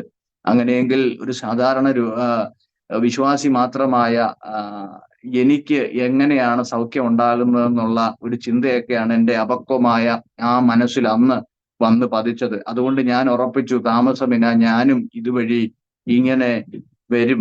എൻ്റെ മാതാപിതാക്കളും പ്രിയപ്പെട്ടവരും എൻ്റെ ഡെഡ് ബോഡിക്ക് വേണ്ടി ഇങ്ങനെ കാത്തു നിൽക്കും എന്ന ചിന്തയൊക്കെ എൻ്റെ ആ മനസ്സിനെ പിടിച്ചൊലയ്ക്കുവാൻ തുടങ്ങി. അതിലേറെ എൻ്റെ വീട്ടിലെ ഭൗതികമായ സാഹചര്യങ്ങളിൽ കൂടെ ഉണ്ടാകുന്ന പ്രതിസന്ധികൾ, ശാരീരികമായിട്ട് ഞാൻ തകർന്നു പോകുന്നു. നമുക്കെല്ലാവർക്കും അറിയാം, മറ്റെല്ലാ രോഗങ്ങൾക്കും ചികിത്സ ചെയ്യുന്നതിനനുസരിച്ച് ഇമ്പ്രൂവ്മെന്റ് ഉണ്ടായിക്കൊണ്ടേയിരിക്കും. എന്നാൽ ക്യാൻസറിനെ സംബന്ധിച്ച് ഒരു വ്യക്തിയുടെ ശരീരത്തിൽ ആ രോഗം ബാധിച്ചാൽ അതിന്റെ ചികിത്സകൾ ചെയ്ത് ആ രോഗത്തെ കീഴടക്കുവാനുള്ള ചികിത്സകൾ ചെയ്യുമ്പോൾ രോഗം കീഴടങ്ങുമ്പോഴും നമ്മുടെ ശരീരവും അതുപോലെ തന്നെ ക്ഷീണിച്ചും ബുദ്ധിമുട്ടുകൾ ഒത്തിരി അനുഭവിക്കുന്ന ഒരു രീതിയാണ് പൊതുവെ ക്യാൻസർ എന്ന രോഗത്തിനുള്ളത്. അതുകൊണ്ട് തന്നെ ഞാനും ഒരുപാട് ശാരീരികമായിട്ട് തകർന്നു പോകുന്ന അവസ്ഥകളൊക്കെ പല ഘട്ടങ്ങളായിട്ട് ഉണ്ടായിട്ടുണ്ട്. അങ്ങനെയൊക്കെ വല്ലാത്തൊരവസ്ഥ ഉണ്ടായപ്പോൾ എൻ്റെ മനസ്സിൽ ഒരു തോന്നലുണ്ടായി, എന്തിനാണ് ഇങ്ങനെ ജീവിക്കുന്നത്? ഒരർത്ഥവുമില്ലാതെ വീട്ടുകാർക്കും കുടുംബത്തിനും പ്രിയപ്പെട്ടവർക്കും ഒക്കെ ഒരു ഭാരമായിട്ട് മരണം ഇങ്ങനെ കാത്തുകൊണ്ട് ഇങ്ങനെ ജീവിച്ചു പോകുന്നതിന് എന്താണ് അർത്ഥമുള്ളത് എന്ന ചിന്തയാണ് എനിക്ക്. അതുപോലെ തന്നെ തലമുടിയൊക്കെ പോയി, നമുക്കറിയാം ഈ 18 വയസ്സെന്നൊക്കെ പറയുമ്പോൾ ഇച്ചിരി സൗന്ദര്യബോധമൊക്കെ കൂടുതലുള്ള പ്രായമാണ്. അപ്പൊ അതുകൊണ്ട് തന്നെ ഈ മുഖത്ത് ഉണ്ടായ വൈരൂപ്യത, ദേഹത്തെ രോമകൂപങ്ങളൊക്കെ കൊഴിഞ്ഞു പോകുന്ന സാഹചര്യങ്ങളൊക്കെ കണ്ടിട്ട് അസഹ്യമായ ബുദ്ധിമുട്ട്, ചാബല്യം, ഒത്തിരി ചാബല്യങ്ങളുള്ള പ്രായമാണല്ലോ 18 വയസ്സെന്നൊക്കെ. ആ അപക്വതയുടെ ഘട്ടത്തിൽ എൻ്റെ മനസ്സിൽ ദുഷ്ടപിശാച് അകത്ത് കയറി എന്നോട് പറയാൻ തുടങ്ങി, നീ എന്തിനാ ഇങ്ങനെ ജീവിക്കുന്നത്?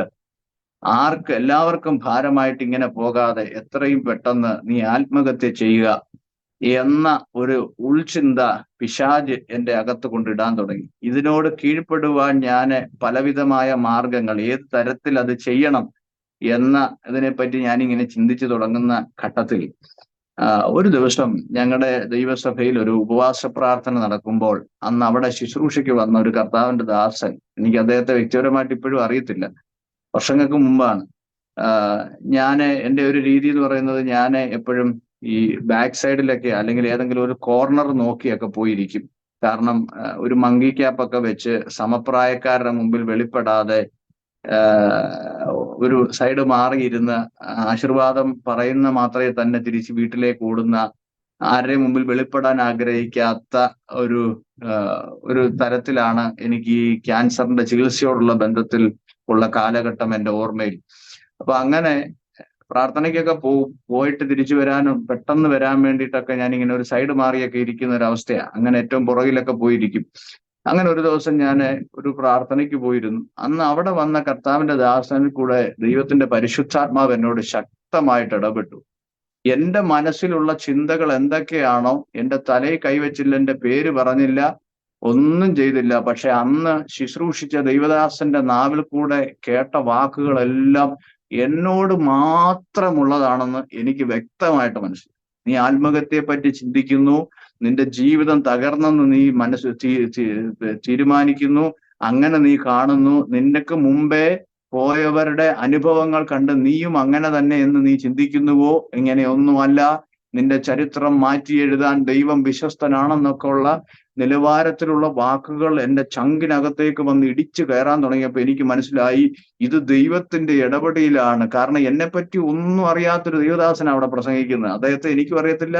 ഇപ്പോഴും ഞാൻ ഈ പറയുന്ന സാക്ഷ്യം അദ്ദേഹം കേൾക്കുന്നുണ്ടെങ്കിൽ ഒരുപക്ഷെ അദ്ദേഹത്തിന് പോലും അറിയത്തില്ല ഞാൻ ഇത് ആരോട് എപ്പോഴാ പറഞ്ഞത്. അത്ര ഉറപ്പാണ്. ദൈവത്തിന്റെ പരിശുദ്ധാത്മാവിനല്ലാതെ അതിനകത്തൊരു മഹത്വം വേറൊരു മനുഷ്യനുമില്ല. അത്തരത്തിലുള്ളൊരു ദൈവിക ഇടപെടൽ എൻ്റെ അകത്തുണ്ടായി. ഞാൻ അനങ്ങാതിരുന്നൊരു സ്തോത്രം പോലും പറയാൻ എനിക്ക് മടിയാ. കാരണം ഞാൻ സ്തോത്രം പറയുന്നത് കേട്ടാൽ മറ്റുള്ളവരെല്ലാം എന്നെ ശ്രദ്ധിക്കും. ആ ശ്രദ്ധ എനിക്ക് വേണ്ടാന്നുള്ളത് കൊണ്ട് ഞാൻ മിണ്ടാതിരുന്നിട്ട് എഴുന്നേറ്റ് എൻ്റെ വീട്ടിലേക്ക് തിരിച്ചോടി. അന്ന് ഒരു ചെറിയ ഷെഡിലാണ് ഞങ്ങൾ താമസിക്കുന്നത്. ആ സാഹചര്യത്തിലേക്ക് ഞാൻ മടങ്ങി വന്നു.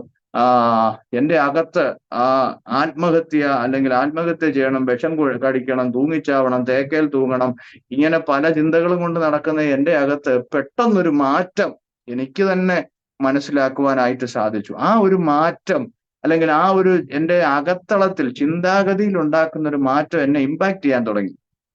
അതുവരെ പ്രത്യാശയില്ലാത്ത വാക്കുകളും നിരാശപ്പെടുത്തുന്ന വാക്കുകളും എപ്പോഴും നെഗറ്റീവ് മാത്രം ചിന്തിക്കുന്ന എൻ്റെ അകത്തേക്ക് ഒരു പോസിറ്റീവ് എനർജി ദൈവത്തിന്റെ പരിശുദ്ധാത്മാവ് കൊണ്ടിടാൻ തുടങ്ങി. ദൈവദാസനെ ഞാൻ പറഞ്ഞത് ആ സമയത്ത് എൻ്റെ രോഗം പൂർണ്ണമായിട്ട് മാറിയെന്നല്ല, പക്ഷേ എൻ്റെ മനസ്സിനെ തകർത്തുകൊണ്ടിരുന്ന അല്ലെങ്കിൽ എൻ്റെ ദേഹിയിൽ ബാധിച്ചിരുന്ന ആ പൈശാചികത്വത്തെ പരിശുദ്ധാത്മാവ് എടുത്ത് പുറത്തു കളയാൻ ആ ദൈവദാസന്റെ ശുശ്രൂഷയിൽ കൂടെ, ആ വാക്കുകളിൽ കൂടെ ദൈവാത്മാവ് ഇടയാക്കി.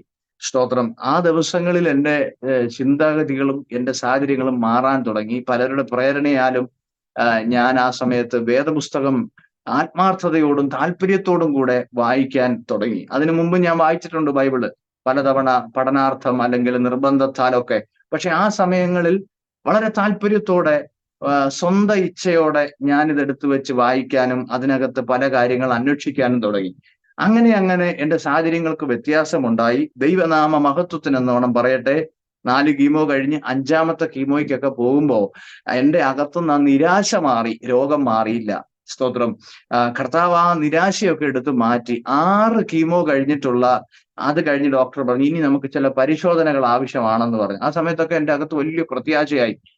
എനിക്ക് മുമ്പേ മരിച്ചു പോയവരെ പറ്റിയുള്ള ഓർമ്മകളല്ല, അല്ലെങ്കിൽ ഞാനും ഇത്തരത്തിൽ പോകും, ഞാനും ഉടനെ മരിക്കും എന്നുള്ള ചിന്തകളല്ല, ഇതിനെ ഞാൻ തരണം ചെയ്യും, ഇതിൽ നിന്ന് ദൈവം എന്നെ പുറത്തു കൊണ്ടുവരും എന്ന ചിന്ത എന്നെ ഭരിക്കാൻ തുടങ്ങി. 6ാമത്തെ കീമോ കഴിഞ്ഞ് നടന്ന പരിശോധനകളിൽ എൻ്റെ ശരീരത്തിൽ നിന്ന് ഈ മാരക രോഗത്തിന്റെ എല്ലാ സാഹചര്യങ്ങളെയും അവൻ പരിപൂർണമായിട്ടും ദൈവം വിടുവിച്ചു.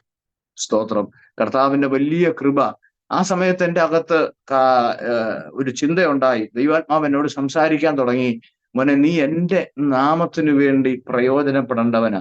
നീ ലോകപ്രകാരം നിന്റെ ഫ്യൂച്ചർ കെട്ടിപ്പടുക്കുവാനായിട്ട് താല്പര്യപ്പെട്ട് വലിയ താല്പര്യത്തോടും ഇച്ഛയോടും ഇരിക്കുമ്പോൾ എനിക്ക് എൻ്റെ രാജ്യത്തിന്റെ കെട്ടുപണിക്ക് നിന്നെ ആവശ്യമാണെന്നുള്ള ദൈവത്തിന്റെ ഇമ്പമാർന്ന ഭാഗ്യകരമായ ആ ശബ്ദം എനിക്ക് മനസ്സിലാക്കുവാനായിട്ട് സാധിച്ചു. അങ്ങനെ ഞാൻ കർത്താവിന്റെ വേലയ്ക്ക് വേണ്ടി എന്നെ തന്നെ സമർപ്പിച്ചു. ഞാൻ പറഞ്ഞു, കർത്താവെ, എന്നെ ഈ അവസ്ഥയിൽ നിന്ന് പുറത്തു കൊണ്ടുവരുന്നെങ്കിൽ, ഈ RCCയുടെ വരാന്തയിൽ നിന്ന് മോർച്ചറിയിലേക്കോ ശവപ്പറമ്പിലേക്കോ പോകേണ്ട എന്നെ തിരിച്ച് നീ കൊണ്ടുവരുന്നെങ്കിൽ ഇനിയുള്ള എൻ്റെ ജീവിത കാലഘട്ടം അങ്ങയുടെ നാമത്തിനു വേണ്ടി എന്ന തീരുമാനം എടുക്കുവാൻ കർത്താവ് എന്നെ ആ കാലഘട്ടത്തിൽ സഹായിച്ചു. അത് തുടർമാനമായിട്ട് എൻ്റെ മാതൃസഭ അസംബ്ലീസ് ഓഫ് ഗോഡ് ആയിരുന്നു. ഞാൻ നേരത്തെ ദേവദാസിനോട് പറഞ്ഞുവല്ലോ, AG-യുടെ പശ്ചാത്തലത്തിൽ വളർന്ന ഒരു വ്യക്തി എന്ന നിലയ്ക്ക് AG-യുടെ തന്നെ അനുഗ്രഹിക്കപ്പെട്ട സ്ഥാപനങ്ങളിൽ പോയി കർത്താവിന്റെ വചനം പഠിക്കാൻ ദൈവം എനിക്ക് ഭാഗ്യം നൽകി. ഞാൻ പ്രഥമ ഘട്ടത്തിൽ എൻ്റെ ദൈവശാസ്ത്ര ഡിഗ്രി ഞാൻ ചെയ്തത് പുനലൂരിലുള്ള അസംബ്ലീസ് ഓഫ് ഗോഡിന്റെ ബഥേൽ ബൈബിൾ കോളേജ് എന്ന് പറയുന്ന സ്ഥാപനത്തിലാണ്. 3 വർഷം ആ സ്ഥാപനത്തിൽ ദൈവത്തിന്റെ വചനം പഠിക്കുവാൻ കർത്താവ് എൻ്റെ ജീവിതത്തിൽ ഭാഗ്യം നൽകി. വലിയ അനുഗ്രഹിക്കപ്പെട്ട സാഹചര്യങ്ങളായിരുന്നു എൻ്റെ സെമിനാരി പഠന കാലഘട്ടം. എനിക്ക് വലിയൊരു ആവേശം ഉണ്ടായിരുന്നു. സ്തോത്രം. എൻ്റെ അകത്തൊരു വലിയ എരിവുണ്ടായിരുന്നു. കാരണം മരണത്തിന്റെ മുഖത്ത് നിന്ന് ദൈവം എന്നെ എഴുന്നേൽപ്പിച്ചത് കൊണ്ട് എനിക്ക് അവിടുത്തെ ഏത് സാഹചര്യങ്ങളുമായിട്ടും വളരെ വേഗത്തിൽ പൊരുത്തപ്പെടുവാനും എല്ലാം പെട്ടെന്ന് തന്നെ സ്വായത്തമാക്കുവാനും ഒക്കെയുള്ള ഒരു ആവേശം കർത്താവിന്റെ അകത്ത് നൽകിയിരുന്നു. അങ്ങനെ ബഥേലിലെ പഠനാനന്തരം കർത്താവിന്റെ വേലയോടുള്ള ബന്ധത്തിൽ ഞാൻ പലയിടങ്ങളിൽ ശുശ്രൂഷ ചെയ്തു. കേരളത്തിന്റെ പലയിടങ്ങളിൽ എൻ്റെ സുഹൃത്തുക്കളോടൊക്കെ ചേർന്ന് കർത്താവിന്റെ വേലയിലെ ഒരു ഭൃത്യനായി അവരോടൊപ്പം ഞാൻ വേല ചെയ്തു. എന്നാൽ എനിക്ക് വീണ്ടും ദൈവവചനം അല്പം കൂടെ പഠിക്കണം എന്നുള്ള ഒരു ദൈവിക വാഗ്ദത്തവും എൻ്റെ താല്പര്യവും അങ്ങനെ ഉണ്ടായിരുന്നു, ആഗ്രഹിച്ചു. എന്നാൽ അതിലുപരിയായിട്ട് ദൈവം എനിക്ക് ബാംഗ്ലൂരിലുള്ള സതനേഷ്യ ബൈബിൾ കോളേജിൽ പഠിക്കുവാൻ പിന്നീട് എനിക്ക് അവസരം ദൈവം ഒരുക്കി തന്നു. അങ്ങനെ ഞാൻ 2 വർഷം ആ സ്ഥാപനത്തിലും പോയി ദൈവത്തിന്റെ വചനം പഠിക്കുവാൻ കർത്താവ് എനിക്ക് അവസരം തന്നു. വളരെ അനുഗ്രഹിക്കപ്പെട്ട കാലഘട്ടങ്ങളായിരുന്നു എൻ്റെ സെമിനാരി പഠന കാലഘട്ടങ്ങൾ എന്ന് പറയുന്നത്. ആ സമയത്ത് ഞാൻ കർത്താവിന്റെ വേലയ്ക്ക് വേണ്ടി ഇറങ്ങുമ്പോൾ എനിക്ക് 19 വയസ്സ് 20 വയസ്സ് പ്രായമുണ്ട്. എൻ്റെ സഹോദരന് 22 വയസ്സ്. ഞാനിങ്ങനെ ചിന്തിച്ചു, കർത്താവെ, ഞങ്ങളുടെ സാഹചര്യങ്ങളൊക്കെ ഭൗതിക സാഹചര്യങ്ങളൊക്കെ വളരെ മോശമായ കാലഘട്ടത്തിലാണ് ഞാൻ കർത്താവിന്റെ വേലയ്ക്ക് വേണ്ടി ഇറങ്ങിയത്. എന്നാൽ ദൈവനാമ മഹത്വത്തിന് വേണ്ടി ഞാൻ എല്ലാ പ്രിയപ്പെട്ടവരോടും പറയാം, ഞാൻ കർത്താവിന്റെ വേലയ്ക്ക് വേണ്ടി ഇറങ്ങിയത് കൊണ്ട് എൻ്റെ ഭവനത്തിൽ ഒന്നിനും കുറവുണ്ടായിട്ടില്ല. ഞാൻ ചരിക്കേണ്ടത് എന്നേക്കാൾ ഭംഗിയായിട്ട് സ്തോത്രം എൻ്റെ ദൈവം ഞങ്ങളുടെ കുടുംബത്തിനു വേണ്ടി കരുതുവാനിടയായി. സ്തോത്രം. എൻ്റെ സെമിനാരി പഠന കാലഘട്ടത്തിൽ എൻ്റെ സഹോദരന് ദൈവം വിദേശത്ത് ജോലി കൊടുത്തു, ഗൾഫിൽ. അവന്റെ ദീർഘവർഷത്തെ കഠിനാധ്വാനത്തിന്റെ ഒക്കെ ഫലമായിട്ട് ദേശത്ത് അദ്ദേഹം നല്ലൊരു ഭവനമൊക്കെ വെച്ചു. ആ ഭവനത്തിലാണ് ഞങ്ങളും കുടുംബമായിട്ട് ഇപ്പോഴും പാർക്കുന്നത്. സ്തോത്രം. വളരെ സ്നേഹമുള്ള ഒരു സഹോദരനെ ദൈവം എനിക്ക് തന്നു. അനുഗ്രഹിക്കപ്പെട്ട മാതാപിതാക്കൾ, മറ്റ് സഹോദരങ്ങൾ, പ്രിയപ്പെട്ടവർ ഒക്കെ ദൈവം ഞങ്ങൾക്ക് തന്നു. സ്തോത്രം. ഇതെല്ലാം എനിക്ക് വലിയ അനുഗ്രഹമായിരുന്നു. ഒരു വശത്ത് വലിയ തകർച്ചകളും ബുദ്ധിമുട്ടുകളും ഒക്കെ ഉണ്ടാകുമ്പോഴും സ്നേഹം കൊണ്ട് എന്നെ ചേർത്ത് പിടിക്കാനും ഒരു ചെറിയ കൂട്ടത്തെ ദൈവം ഒരുക്കി എന്നുള്ളത് ദൈവത്തിന്റെ വലിയ വിശ്വസ്തതയായിട്ട് ഞാൻ കാണുകയാണ്. 25-ാമത്തെ വയസ്സിൽ ഞാൻ ബാംഗ്ലൂർ സതനേഷ്യ ബൈബിൾ കോളേജിൽ നിന്ന് ഗ്രാജുവേറ്റ് ചെയ്തു. അപ്പോ ആ സമയത്ത് എല്ലാ വർഷവും ഞാൻ RCCയിൽ തുടർമാനമായിട്ട് ചെക്കപ്പിന് പോകും. അറിയാം, ക്യാൻസർ എന്ന രോഗം വന്നു കഴിഞ്ഞാൽ അതിന് ഫോളോ അപ്പ് ചികിത്സകളുണ്ട്, ചെക്കപ്പുകളുണ്ട്. എല്ലാ വർഷവും ഞാൻ ചെക്കപ്പിന് പോകുമായിരുന്നു. 5-6 വർഷം ഞാൻ ചെക്കപ്പിന് പോയി. അവസാനത്തെ 5-ാമത്തെയോ 6-ാമത്തെയോ വർഷം അവിടെ ചെല്ലുമ്പോൾ ഡോക്ടർ പരിശോധനകളൊക്കെ നടത്തിയിട്ട് പറഞ്ഞു, ഇനി ഒരിക്കലും ജോബിൻ ഇങ്ങോട്ട് വരണ്ട, താങ്കൾ പൂർണ്ണമായിട്ടും ഈ രോഗത്തിൽ നിന്ന് മുക്തനായിരിക്കുകയാണ്. ഇനി താങ്കൾക്ക് സൗകര്യപ്രദമായ നിലവാരത്തിൽ ജീവിക്കാം, ഒരു സാഹചര്യങ്ങൾക്കും ഒന്നിനും ഒരു തടസ്സമില്ല എന്ന് പറഞ്ഞ് വളരെ സന്തോഷത്തോടെ എന്നെ മടക്കി അയച്ചു. അങ്ങനെ ഞാൻ തിരുവല്ലയ്ക്കടുത്ത് കാക്കത്തുരുത്ത് എന്ന് പറയുന്ന ഒരു ഗ്രാമപ്രദേശത്ത് ഒത്തിരി ഹൈന്ദവ സഹോദരങ്ങൾ താമസിക്കുന്ന ഒരു പ്രദേശമാണ്. ആ ഭാഗം കേന്ദ്രീകരിച്ച ഒരു സുവിശേഷ പ്രവർത്തനത്തോടുള്ള ബന്ധത്തിൽ ഞാൻ അവിടെ ആയിരിക്കുമ്പോൾ കുറെ കാലമായിട്ട് ഞാൻ ആ പ്രദേശത്ത് പോവുകയും പ്രവർത്തിക്കുകയും ചെയ്തുകൊണ്ടിരുന്നു. അങ്ങനെ ഇരിക്കെ 27-ാമത്തെ വയസ്സിൽ ആ സമയത്ത് ഇനിയിപ്പോ അടുത്ത ഒരു ഘട്ടം നല്ല സാഹചര്യങ്ങളിലേക്കൊക്കെ ദൈവം കൊണ്ടുവന്നു. നല്ല ദൈവവചന വിദ്യാഭ്യാസമൊക്കെ കർത്താവ് തന്നു. അങ്ങനെയാണെങ്കിൽ ഇനി മുമ്പോട്ടുള്ള കാലഘട്ടത്തിൽ കർത്തർ ശുശ്രൂഷയിൽ ഒരു കുടുംബം ആകേണ്ടതുണ്ട്. അത്തരത്തിലൊക്കെ ഉള്ള ചിന്താഗതികൾ മനസ്സിൽ മുട്ടിട്ട് തുടങ്ങിയ സമയത്ത് 27-ാം വയസ്സിൽ 8 വർഷങ്ങൾക്ക് മുൻപ് വന്ന് മാറി പൂർണ്ണമായിട്ട് ഞാൻ സ്വാതന്ത്ര്യം പ്രാപിച്ചിരുന്ന ആ മാരക രോഗത്തിന്റെ അവസ്ഥ അപ്രതീക്ഷിതമായ നിലവാരത്തിൽ വീണ്ടും എൻ്റെ വലങ്കാലയിൽ വരുവാനിടയായി. ഇത് ശരിക്കും പറഞ്ഞാല് ഒത്തിരി ചോദ്യങ്ങൾ നമ്മുടെ മുമ്പിൽ ഉണ്ടാകുന്ന ഒരു സാഹചര്യമാണ്. കാരണം ഞാൻ ദൈവം ആഗ്രഹിച്ചതുപോലെ കർത്താവിന്റെ വേലയുടെ മുഖത്തായി എൻ്റെ കുടുംബത്തിന്റെ സാഹചര്യങ്ങളിലൊക്കെ വ്യത്യാസങ്ങൾ ഉണ്ടായി.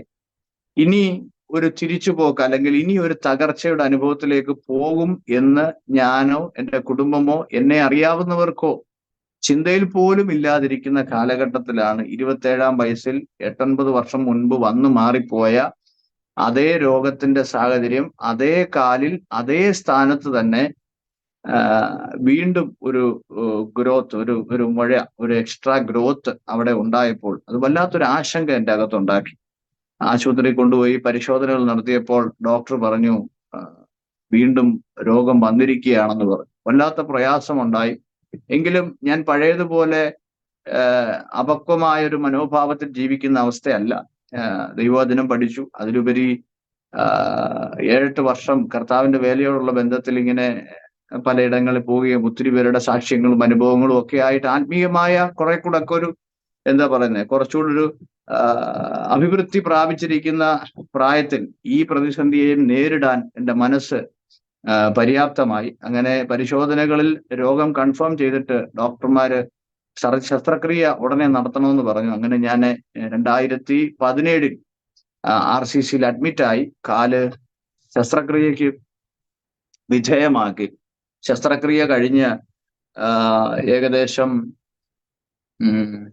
ഒരു 2 ആഴ്ചയോളം കഴിഞ്ഞു. 2 ആഴ്ച കഴിഞ്ഞിട്ട് ഞങ്ങള് RCCയിലേക്ക് മടങ്ങിച്ചെന്ന് കാലിലെ ശസ്ത്രക്രിയയുടെ ആ സ്റ്റിച്ചുകൾ, അതിന്റെ തുന്നലുകൾ റിമൂവ് ചെയ്യാനായിട്ട് ചെന്നു. അങ്ങനെ ഡോക്ടർ വന്ന് കാലിലെ തുന്നലുകളെല്ലാം റിമൂവ് ചെയ്തു. അദ്ദേഹം ആ തുന്നലുകൾ റിമൂവ് ചെയ്ത് മാത്ര കഴിയും മുമ്പേ ആ സർജിക്കൽ വൂണ്ട്, ആ ശസ്ത്രക്രിയയുടെ മുറിവ് പെട്ടെന്ന് ഇങ്ങനെ അങ്ങ് ഓപ്പണായി.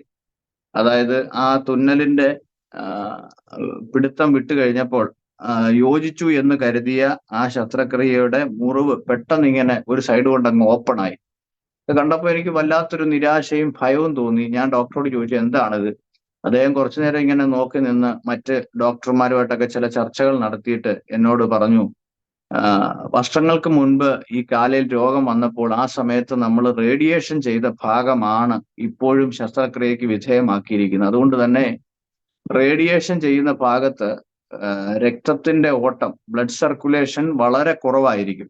അങ്ങനെ ബ്ലഡ് സർക്കുലേഷൻ കുറവായതുകൊണ്ട് ഈ ശസ്ത്രക്രിയയുടെ മുറിവ് അതേ ഭാഗത്ത് തന്നെയാണ് സൃഷ്ടിക്കപ്പെട്ടിരിക്കുന്നതുകൊണ്ടും ഈ മുറിവ് കരിയാനായിട്ട് വളരെ പ്രയാസമാണ് എന്ന് ഡോക്ടർ എന്നോട് പറഞ്ഞു. ഞാൻ അന്നേരം ഡോക്ടറോട് ചോദിച്ചു, അങ്ങനെയാണെങ്കിൽ മറ്റേതെങ്കിലും ഭാഗത്ത് നിന്ന് അല്പം മാംസം അവിടെയൊക്കെ എടുത്തു വെച്ച് ഒരു ഗ്രാഫ്റ്റിംഗ് പോലെ ചെയ്ത് ആ വൂണ്ട് സെറ്റിൽ ചെയ്യാൻ പറ്റത്തില്ലേ എന്ന് ചോദിച്ചപ്പോൾ ഡോക്ടറാണ്, അദ്ദേഹം പറഞ്ഞു ഇമ്പോസിബിൾ ആണ് എന്നോട് പറഞ്ഞു. വലിയ ഡോക്ടർമാർ അവരുടെ അറിവുകൾ പറയുമ്പോൾ അതിനെ ഖണ്ഡിച്ചുകൊണ്ട് പറയാനുള്ള വലിയ യോഗ്യതകളൊന്നും നമുക്കില്ല. അദ്ദേഹം പറഞ്ഞത് ഞാൻ കേട്ടു.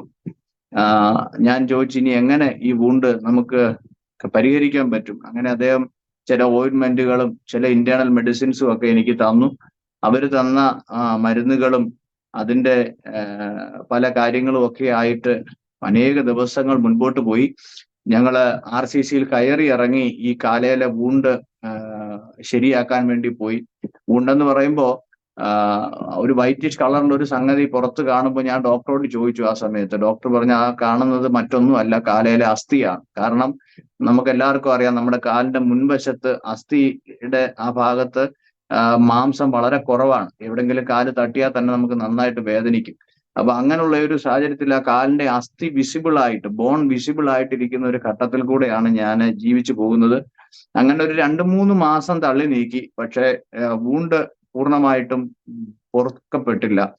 എൻ്റെ ശുശ്രൂഷ മേഖലകളിൽ നിന്ന് എനിക്ക് പിൻവാങ്ങേണ്ടി വന്നു. ഞാൻ എൻ്റെ ഭവനത്തിൽ വന്ന് ഈ ചികിത്സാർത്ഥം ഇങ്ങനെ RCCയിൽ കയറി ഇറങ്ങി ചികിത്സിച്ചുകൊണ്ടിരിക്കുക. 2017 ഡിസംബർ മാസം 26-ാം തീയതി എൻ്റെ ജീവിതത്തിലെ ഒരിക്കലും മറക്കാനാവാത്ത ഏറ്റവും ദുരന്തകരമായ ഒരു ദിവസമായിട്ട് ആ ദിവസം മാറി. 2017 ഡിസംബർ 26 ഈ കാലയിലെ ശസ്ത്രക്രിയയുടെ മുഖാന്തരം ഉണ്ടായ ആ മുറിവും അതിന്റെ ആ ബുദ്ധിമുട്ടുകളും ഒക്കെ ആയിട്ട് ഞാൻ ഇരിക്കുമ്പോൾ എൻ്റെ വീടിന്റെ മുറ്റത്ത് സ്റ്റെപ്പ് ഇറങ്ങുമ്പോൾ ഞാൻ കാല് സ്ലിപ്പായിട്ട് ഒന്ന് മറിഞ്ഞു വീഴുവാനിടയായി. ചെറിയൊരു വീഴ്ചയാണ്.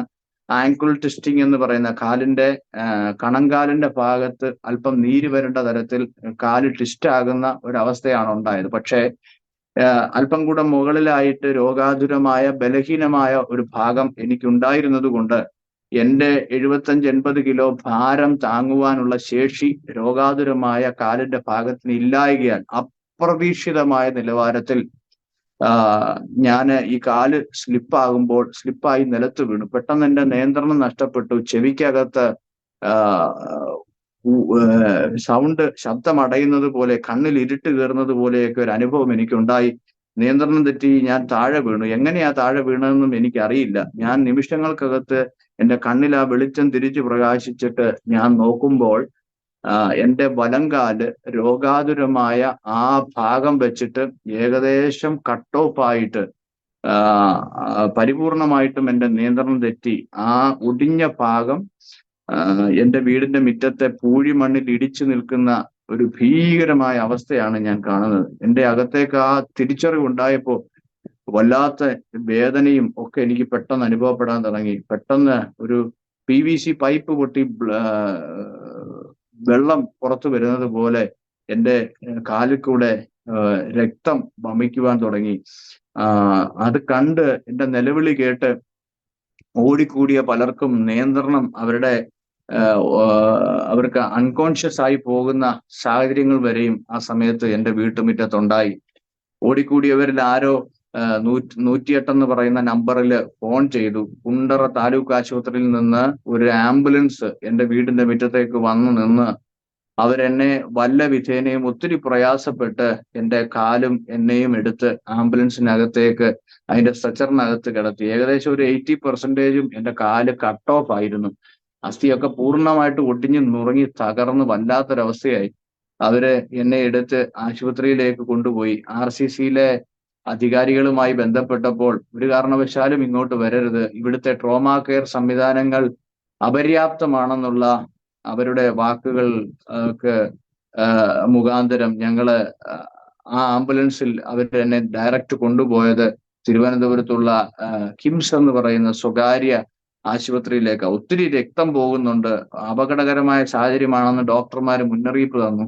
എത്രയും പെട്ടെന്ന് നല്ല ഒരു ആശുപത്രിയിൽ ചെന്ന് കയറുക, വെയിൻസ് ഒക്കെ കട്ട് ഓഫ് ആകാനുള്ള സാഹചര്യമുണ്ട്, അതുകൊണ്ട് രക്തം ഒത്തിരി പോയാൽ അപകടമാണെന്ന് മനസ്സിലാക്കി പെട്ടെന്ന് തന്നെ എന്നെ കിംസിലേക്ക് ഷിഫ്റ്റ് ചെയ്തു. അവിടെ കൊണ്ടുവന്ന് 2017 ഡിസംബർ 26 ഉച്ച സമയത്താണ് എനിക്ക് അപകടം ഉണ്ടാകുന്നത്. ഒരു 3-3:30 എന്നെ കിംസ് ഹോസ്പിറ്റലിൽ എത്തിച്ചു. അവിടെ കൊണ്ടുചെന്ന് ആ ദിവസം മുതൽ അസംഖ്യം ശസ്ത്രക്രിയകളിൽ കൂടെ എനിക്ക് കടന്നു പോകേണ്ടതായിട്ട് വന്നു. 2018 എന്ന് പറയുന്ന ആ ഒരു വർഷം മുഴുവൻ ഓൾമോസ്റ്റ് 365 ഡേയ്സും ഞാൻ കിടക്കയിൽ തന്നെ കിടക്കേണ്ട അവസ്ഥകൾ എനിക്കുണ്ടായി. ആശുപത്രിയും ആംബുലൻസും എൻ്റെ വീടും അല്ലാതെ മറ്റൊരു സ്ഥലം എനിക്ക് കാണാൻ പറ്റാത്ത തരത്തിൽ എത്രയോ ആഴ്ചകളും മാസങ്ങളും ഞാൻ ഈ പരിമിതമായ സാഹചര്യങ്ങൾക്കകത്ത് കഴിച്ചു കൂട്ടേണ്ടി വന്നു. ഒരുപാട് ശസ്ത്രക്രിയകൾ, മനുഷ്യ സാധ്യമായ ഒത്തിരി ശസ്ത്രക്രിയകൾ ആശുപത്രിയിലെ ഡോക്ടർമാർ എൻ്റെ ശരീരത്തിൽ ചെയ്യുവാനിടയായി. ഞാൻ നേരത്തെ പറഞ്ഞതുപോലെ RCCയിലെ ഡോക്ടർമാർ പണ്ട് ഞാൻ ഗ്രാഫ്റ്റ് ചെയ്യാൻ പറ്റുമോ എന്ന് ചോദിച്ചപ്പോൾ ചെറിയൊരു ഭാഗം മാത്രമേ അന്നേരം ഉണ്ടായിരുന്നുള്ളൂ. അവര് ഗ്രാഫ്റ്റിംഗ് ഇമ്പോസിബിൾ ആണെന്ന് പറഞ്ഞ സ്ഥാനത്ത് കിംസ് ആശുപത്രിയിൽ ലക്ഷങ്ങൾ ചെലവായപ്പോൾ അവിടുത്തെ ഡോക്ടർമാർ വളരെ വിദഗ്ധമായ നിലവാരത്തിൽ എൻ്റെ ഇടതുകാലിന്റെ തുടയുടെ ഭാഗത്തു നിന്ന് മാംസമൊക്കെ വെട്ടി മറ്റേ കാലയിൽ വെച്ച് ആ രോഗാതുരമായ ഭാഗത്തിന്റെ കാര്യങ്ങൾക്കൊക്കെ അവര് വൈദ്യശാസ്ത്ര പ്രകാരം പലവിധ പരിഹാരങ്ങളൊക്കെ കണ്ട ഒത്തിരി ശസ്ത്രക്രിയകൾ എൻ്റെ വലങ്കാലിൽ അവർ നടത്തുവാൻ ഇടയായി തീർന്നു. ഒത്തിരി ദിവസങ്ങൾ, അസംഖ്യം ദിവസങ്ങൾ കിംസ് ഹോസ്പിറ്റലിൽ ഞങ്ങള് ചികിത്സാർത്ഥം കിടന്നിട്ടുണ്ട്. എല്ലാവർക്കും അറിയാം, കിംസ് പോലെ ഒരു സ്വകാര്യ സ്ഥാപനത്തിൽ നല്ല ചികിത്സകളൊക്കെ കൊടുക്കുന്ന സ്ഥലമാണ്. എന്നാൽ അതുപോലെ തന്നെ അവിടുത്തെ ഫെസിലിറ്റികൾക്ക് അവര് ചാർജ് ചെയ്യുന്നത് ഭയങ്കരമായ നിലവാരത്തിലാണ്. അതൊന്നും താങ്ങാനുള്ള സാഹചര്യം എനിക്ക് കുറവായിരുന്നു. ഒത്തിരി ദൈവമക്കളൊക്കെ എന്നെ സഹായിച്ചു. ഒത്തിരി പ്രിയപ്പെട്ടവർ, എൻ്റെ സുഹൃത്തുക്കൾ, സ്നേഹിതരൊക്കെ എന്നെ ഒത്തിരി പേര് കൈത്താങ്ങിയവരുണ്ട്. പക്ഷേ അവസാനം കൈ താങ്ങിയവർക്കും കൂടെ കൈ വല്ലാതെ കഴയ്ക്കുന്ന അനുഭവങ്ങൾ ഉണ്ടായി. കാരണം അത് ആരുടെയും കുറ്റമല്ല. എനിക്കും മറ്റൊരാളെ താങ്ങാൻ കഴിയുന്നതിനൊരു പരിധിയുണ്ട്. അതിനപ്പുറത്തേക്ക് നമുക്ക് കടക്കാൻ പറ്റത്തില്ല. സ്തോത്രം. അത്തരത്തിൽ ഒത്തിരി സ്തോത്രം, ദൈവവചനത്തിൽ പറയുന്നത് പോലെ അനർത്ഥങ്ങൾ അസംഖ്യമായി പോയ സാഹചര്യത്തിൽ കൂടെ എനിക്ക് കടന്നു പോകേണ്ടി വന്നു. ഒത്തിരി വേദനകൾ, ഒത്തിരി പ്രയാസങ്ങൾ, ഒത്തിരി പ്രതിസന്ധികളിൽ കൂടെ ഒക്കെ ഞാൻ കടന്നുപോയി. ഈ സമയങ്ങളിലൊക്കെ അസംഖ്യം കഷ്ടങ്ങളും പ്രയാസങ്ങളും ഒക്കെ ജീവിതത്തിൽ കടന്നു വരുമ്പോൾ കഷ്ടങ്ങളോടൊപ്പം തന്നെ നമ്മുടെ നേരെ നിന്ദകളും പഴികളും പരിഹാസങ്ങളും ഒക്കെ വരും. കാരണം കർത്താവിന്റെ വേലയ്ക്ക് വേണ്ടി, കർത്താവിന്റെ നാമത്തിനു വേണ്ടി, കർത്താവിന്റെ വചനത്തിനു വേണ്ടി നാം നിലകൊണ്ടിട്ടും ഒരു വശത്ത് പ്രതിസന്ധികളും ഭാരങ്ങളും വല്ലാതെ വർദ്ധിക്കുമ്പോൾ നമ്മളെ അതെന്തൊക്കെയോ മഹാപാപം കൊണ്ടാണെന്ന് പറഞ്ഞ് വിലയിരുത്തി വിധിക്കാൻ ഒരു കൂട്ടം തയ്യാറായി വരും. അപ്പൊ അത്തരത്തിൽ ഒരു മുന്നേറ്റം എനിക്കെതിരെയും ഉണ്ടായിരുന്നു. സ്തോത്രം. അതിനെയൊന്നും ഞാൻ വലിയ മുഖവിലേക്ക് എടുത്തിട്ടില്ല. കാരണം എന്നെ അറിയുന്ന ഒരു ദൈവമുണ്ട്, എന്നെ നടത്താമെന്ന് പറഞ്ഞ ഒരു കർത്താവുണ്ട്. അങ്ങനെ ദൈവസന്നിധിയില് ഭാരങ്ങളെയൊക്കെ ഏൽപ്പിച്ചു കൊടുത്ത് അനുദിനം പ്രാർത്ഥിക്കുകയും നിലവിളിക്കുകയും കരയുകയും ഒക്കെ ചെയ്തുകൊണ്ടിരുന്നു. എന്നാലും 2018 എന്ന് പറയുന്ന ആ വർഷം മുഴുവൻ ഒത്തിരി ക്ലേശങ്ങളിൽ കൂടെ ഞാൻ കടന്നുപോയി. കർത്താവിന്റെ ദാസനെ എന്റെ വലംകാലിൽ, ഈ ഇടതുകാലിൽ നിന്ന് വെട്ടിവെച്ച മാംസത്തിന്റെ ഭാഗങ്ങളിലൊക്കെ ഈ റേഡിയേഷന്റെ അതിപ്രസരമൊക്കെ ഉള്ളത് കൊണ്ട് പല തവണകളിൽ ഇൻഫെക്ഷൻ ഉണ്ടാകാറുണ്ട്. ഇൻഫെക്ഷൻ എന്ന് പറയുമ്പോൾ ഭയങ്കര ഹെവി ആയിരിക്കും, വലിയ ബുദ്ധിമുട്ടാണ്. മറ്റൊരു ആശുപത്രിയിലും കൊണ്ടുപോയി ചികിത്സിക്കാൻ പറ്റത്തില്ല. കിംസിലല്ലാതെ വേറൊരിടത്തും ഒരു ഡോക്ടർമാർ ഒരു സ്റ്റെതസ്കോപ്പ് വെച്ച് പോലും എന്നെ പരിശോധിക്കത്തില്ല. കാരണം അവിടുത്തെ ഡോക്ടർമാര് വലിയ ശസ്ത്രക്രിയകൾ നടത്തി വെച്ചിരിക്കുന്ന ഭാഗത്ത് വേറൊരു ആശുപത്രിയിൽ ചെന്നാൽ ഒരു ആശ്വാസത്തിന് ഒരു ടാബ്ലറ്റ് പോലും അവർ തരത്തില്ല. മറ്റിടത്തോട്ട് പോകാത്തത് അവിടുത്തെ സാമ്പത്തിക നിലവാരം നമുക്ക് താങ്ങാൻ വയ്യാത്തോണ്ടാണ്. എന്നാലും വേറൊരാളും എടുക്കത്തില്ല, അവിടെ തന്നെ പോയേ പറ്റൂ. അങ്ങനെയൊക്കെയുള്ള ഒത്തിരി ബുദ്ധിമുട്ടുകൾ ഉണ്ടായിട്ടുണ്ട്. ഒരു 17 പ്രാവശ്യമാണ് സൈറണിട്ട് ആംബുലൻസിനകത്ത് എന്നെ ആശുപത്രി കൊണ്ടുപോയിട്ടുള്ളത്. സ്തോത്രം. 17 പ്രാവശ്യം. അല്ലാത്ത പോക്ക് ഒരുപാടുണ്ട്. അങ്ങനെയൊക്കെ ഒത്തിരി ക്ലേശങ്ങൾ ഞാൻ അനുഭവിച്ചു. അതിലുപരി ഈ കാലയിൽ പലപ്പോഴും ഇൻഫെക്ഷൻ ഉണ്ടാകുമ്പോൾ സ്മെല്ലുണ്ടാവും. മനുഷ്യ ശരീരം അഴുകിയാൽ ഭയങ്കര സ്മെല്ലാണ്. അപ്പം സ്വന്തം ശരീരം അഴുകുന്ന സ്മെല്ല് നമ്മുടെ മൂക്കിലേക്ക് വന്ന് അടിക്കുമ്പോൾ അതിന്റെ ഗന്ധം, ആ ദുർഗന്ധം വമിക്കുമ്പോൾ വല്ലാത്ത നിരാശ എനിക്ക് ഉണ്ടായിട്ടുണ്ട്. എങ്കിലും എൻ്റെ അകത്തൊരു വലിയ പ്രത്യാശ ഉണ്ടായിരുന്നു, എൻ്റെ ദൈവം എന്നെ പുറത്ത് കൊണ്ടുവരുമെന്ന്. എനിക്ക് ഇന്നും ഓർമ്മയുണ്ട്, എൻ്റെ വീട്ടിൽ ആ സമയത്ത് എനിക്ക് വേണ്ടി പ്രാർത്ഥിക്കാമെന്ന ദൈവദാസന്മാരുടെ കൂട്ടത്തിൽ ഒരിക്കൽ ഒരാൾ വരുമ്പോ എൻ്റെ റൂമിനകത്തേക്ക് കയറാൻ അദ്ദേഹം മടിച്ചു. കാരണം ഈ ദുർഗന്ധം വമിക്കുന്ന അവസ്ഥ ഉള്ളത് കൊണ്ട് അദ്ദേഹം പുറത്തു നിന്ന് പ്രാർത്ഥിച്ചു. സ്തോത്രം. നമുക്ക് എല്ലാവർക്കും അറിയാം, ചില പ്രത്യാശയില്ലാത്ത വ്യക്തികളുടെ പ്രാർത്ഥന. ഞാൻ പഠിച്ച ബൈബിളിലൊന്നും ഞാൻ കണ്ടെടുത്തെങ്ങും ഈ 99 വയസ്സുള്ള ഒരാൾക്ക് വേണ്ടി ആയാലും നമ്മൾ പ്രാർത്ഥിക്കുമ്പോൾ ഈ പ്രാർത്ഥിച്ച് അദ്ദേഹത്തെ സ്വർഗത്തിലേക്ക് പറഞ്ഞു വിടാനുള്ള പ്രാർത്ഥന എങ്ങും ഞാൻ കണ്ടിട്ടില്ല. അതായത് ജീവിച്ചിരിക്കുന്ന ഒരു വ്യക്തി അദ്ദേഹം ഏതവസ്ഥയിൽ കൂടെ കടന്നു പോയാലും ഇദ്ദേഹത്തെ അങ്ങ് മേളിലോട്ട് വിളിച്ചോണേ എന്ന് പ്രാർത്ഥിക്കാൻ നമുക്ക് വ്യവസ്ഥയില്ല. പക്ഷെ നിർഭാഗ്യവശാൽ ഈ കാലഘട്ടത്തിൽ നമ്മൾ ഒരുപാട് പേരെ അങ്ങനെ കാണാറുണ്ട്. ഏതെങ്കിലും മാരക രോഗത്തിന്റെ അവസ്ഥയിൽ കൂടെ ഒക്കെ ആരെങ്കിലും കടന്നു പോകുമ്പോൾ ഈ പ്രാർത്ഥിച്ചാലും ഈ പുള്ളിക്ക് ഇനി സൗഖ്യം പ്രാപിക്കാൻ സാധ്യത കുറവാണെന്നുള്ള നമ്മുടെ തലച്ചോറിന്റെ ആ തിരിച്ചറിവ് കൊണ്ട് പ്രാർത്ഥിക്കുമ്പോൾ നമ്മൾ പ്രാർത്ഥിക്കാറുള്ളത്, കർത്താവെ തിരുഹിതം വേഗത്തിൽ നിറവേറണമേ. ഇങ്ങനെയാ പ്രാർത്ഥിക്കുന്നത്. അതാകുമ്പോൾ തിരുഹിതത്താൽ ഇനി ആ വ്യക്തി അഥവാ ജീവനിലേക്ക് മടങ്ങി വന്നാലും മരണത്തിലേക്ക് പോയാലും രണ്ടിലും ഈ പ്രാർത്ഥിച്ചാൾക്ക് ദോഷമൊന്നും ഉണ്ടാകരുത് എന്ന നിലവാരത്തിൽ ഒരു പരുവത്തിനുള്ള ഒരു പ്രാർത്ഥന പ്രാർത്ഥിക്കാറുണ്ട് ഈ കാലഘട്ടത്തിൽ. നമ്മളത് പലപ്പോഴും കണ്ടിട്ടുണ്ട്.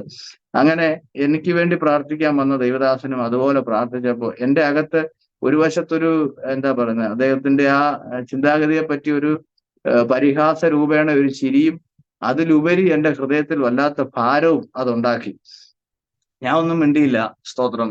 ദൈവദാസനെ ചുരുക്കി പറഞ്ഞാൽ, ഞാന് ഇങ്ങനെ ജീവിക്കുന്നതിനേക്കാൾ മരിക്കുന്നതാണെന്ന് ആഗ്രഹിച്ചവർ, എന്നെ സ്നേഹിക്കുന്നവർ പോലുമുണ്ട്. എന്നോട് വിരോധം കൊണ്ടോ എന്നോടുള്ള എന്താ പറയുന്നത് ഒരു മേഴ്സി കില്ലിങ്, ഒരു യൂത്തനേഷ്യ, ഒരു ദയാവധത്തിന് വേണ്ടി ദൈവത്തോട് പ്രാർത്ഥിച്ച പ്രിയപ്പെട്ടവർ പോലും ഉണ്ടെന്നുള്ളതാണ് ഈ എൻ്റെ അനുഭവത്തിന്റെ വെളിച്ചത്തിൽ എനിക്ക് പറയുവാനായിട്ട് സാധിക്കുന്നത്. എന്നാൽ ദൈവം ഒരു മനുഷ്യനെ എഴുന്നേൽപ്പിക്കണം, ഉപയോഗിക്കണം എന്ന് കണ്ടിട്ടുണ്ടെങ്കിൽ ഞാൻ പറയാം, ഏതവസ്ഥയിൽ കിടന്നാലും, എത്ര തകർന്നു കിടന്നാലും, ഇനി ഏത് ശാസ്ത്രം തള്ളിയതാണെങ്കിലും ദൈവം ഒരുവനെ എഴുന്നേൽപ്പിക്കണമെന്ന് വിചാരിച്ചാൽ തമ്പുരാൻ അവനെ എഴുന്നേൽപ്പിച്ചിരിക്കും. സ്തോത്രം. കർത്താവിന്റെ രാജ്യത്തിനു വേണ്ടി എന്നിൽ കൂടെ ദൈവം ചെയ്യാൻ വെച്ചിരിക്കുന്ന കാര്യങ്ങൾക്ക് വേണ്ടി എനിക്ക് പകരം വേറൊരാളെ തമ്പുരാൻ സെലക്ട് ചെയ്യത്തില്ല. എന്നെ കൊണ്ട് ചെയ്യിപ്പിക്കേണ്ടത് എന്നെ കൊണ്ട് തന്നെ എന്റെ തമ്പുരാൻ ചെയ്യിപ്പിക്കും. സ്തോത്രം. 2019 പ്രാരംഭത്തോടു കൂടെ ഡോക്ടർ എന്നോട് തീർത്തു പറഞ്ഞു, ജോബിൻ, ഒരു കാരണവശാലും ഈ കാല് ഇനി പൂർവ്വസ്ഥിതിയിലേക്ക് മടങ്ങി വരത്തില്ല. പലതവണ ഇംപ്ലാന്റിങ്ങുകളും കാര്യങ്ങളും ഒക്കെ ചെയ്യാനുള്ള പരിശ്രമങ്ങൾ ഡോക്ടർമാർ നടത്തി, പലതും ചെയ്തു. എന്നാൽ അതൊക്കെ ഇൻഫെക്റ്റഡ് ആകുമ്പോൾ അതെല്ലാം റിമൂവ് ചെയ്ത് കളയേണ്ട സാഹചര്യങ്ങളാണ് എനിക്ക് ഉണ്ടായിട്ടുള്ളത്. അങ്ങനെ 19 ഡോക്ടർ എന്നോട് തീർത്തു പറഞ്ഞു, ഇനി ഒരു കാരണവശാലും ഈ കാല് പൂർവ്വസ്ഥിതിയിലേക്ക് മടങ്ങി വരത്തില്ല. ബ്രേസ് എന്ന് പറയുന്ന ഒരു ഉപകരണം ടെമ്പററി ആയിട്ട് നമുക്ക് പണിയിപ്പിക്കാൻ പറ്റും. അത് പണിയിപ്പിച്ച് ബെൽറ്റ് ഒക്കെ ഇട്ട് മുറുക്കി കാൽ അതിനകത്ത് ഇറക്കി വെച്ച് നമുക്കൊന്ന് പരിശ്രമിച്ചു നോക്കാം എന്ന് പറഞ്ഞു. അങ്ങനെ ഡോക്ടറുടെ നിർദ്ദേശപ്രകാരം ആ കാര്യങ്ങൾ ചെയ്തു. അത് വെച്ചുകൊണ്ട് ഞാൻ പുതിയൊരു ജീവിതത്തിലേക്ക് നടക്കുവാൻ തുടങ്ങി.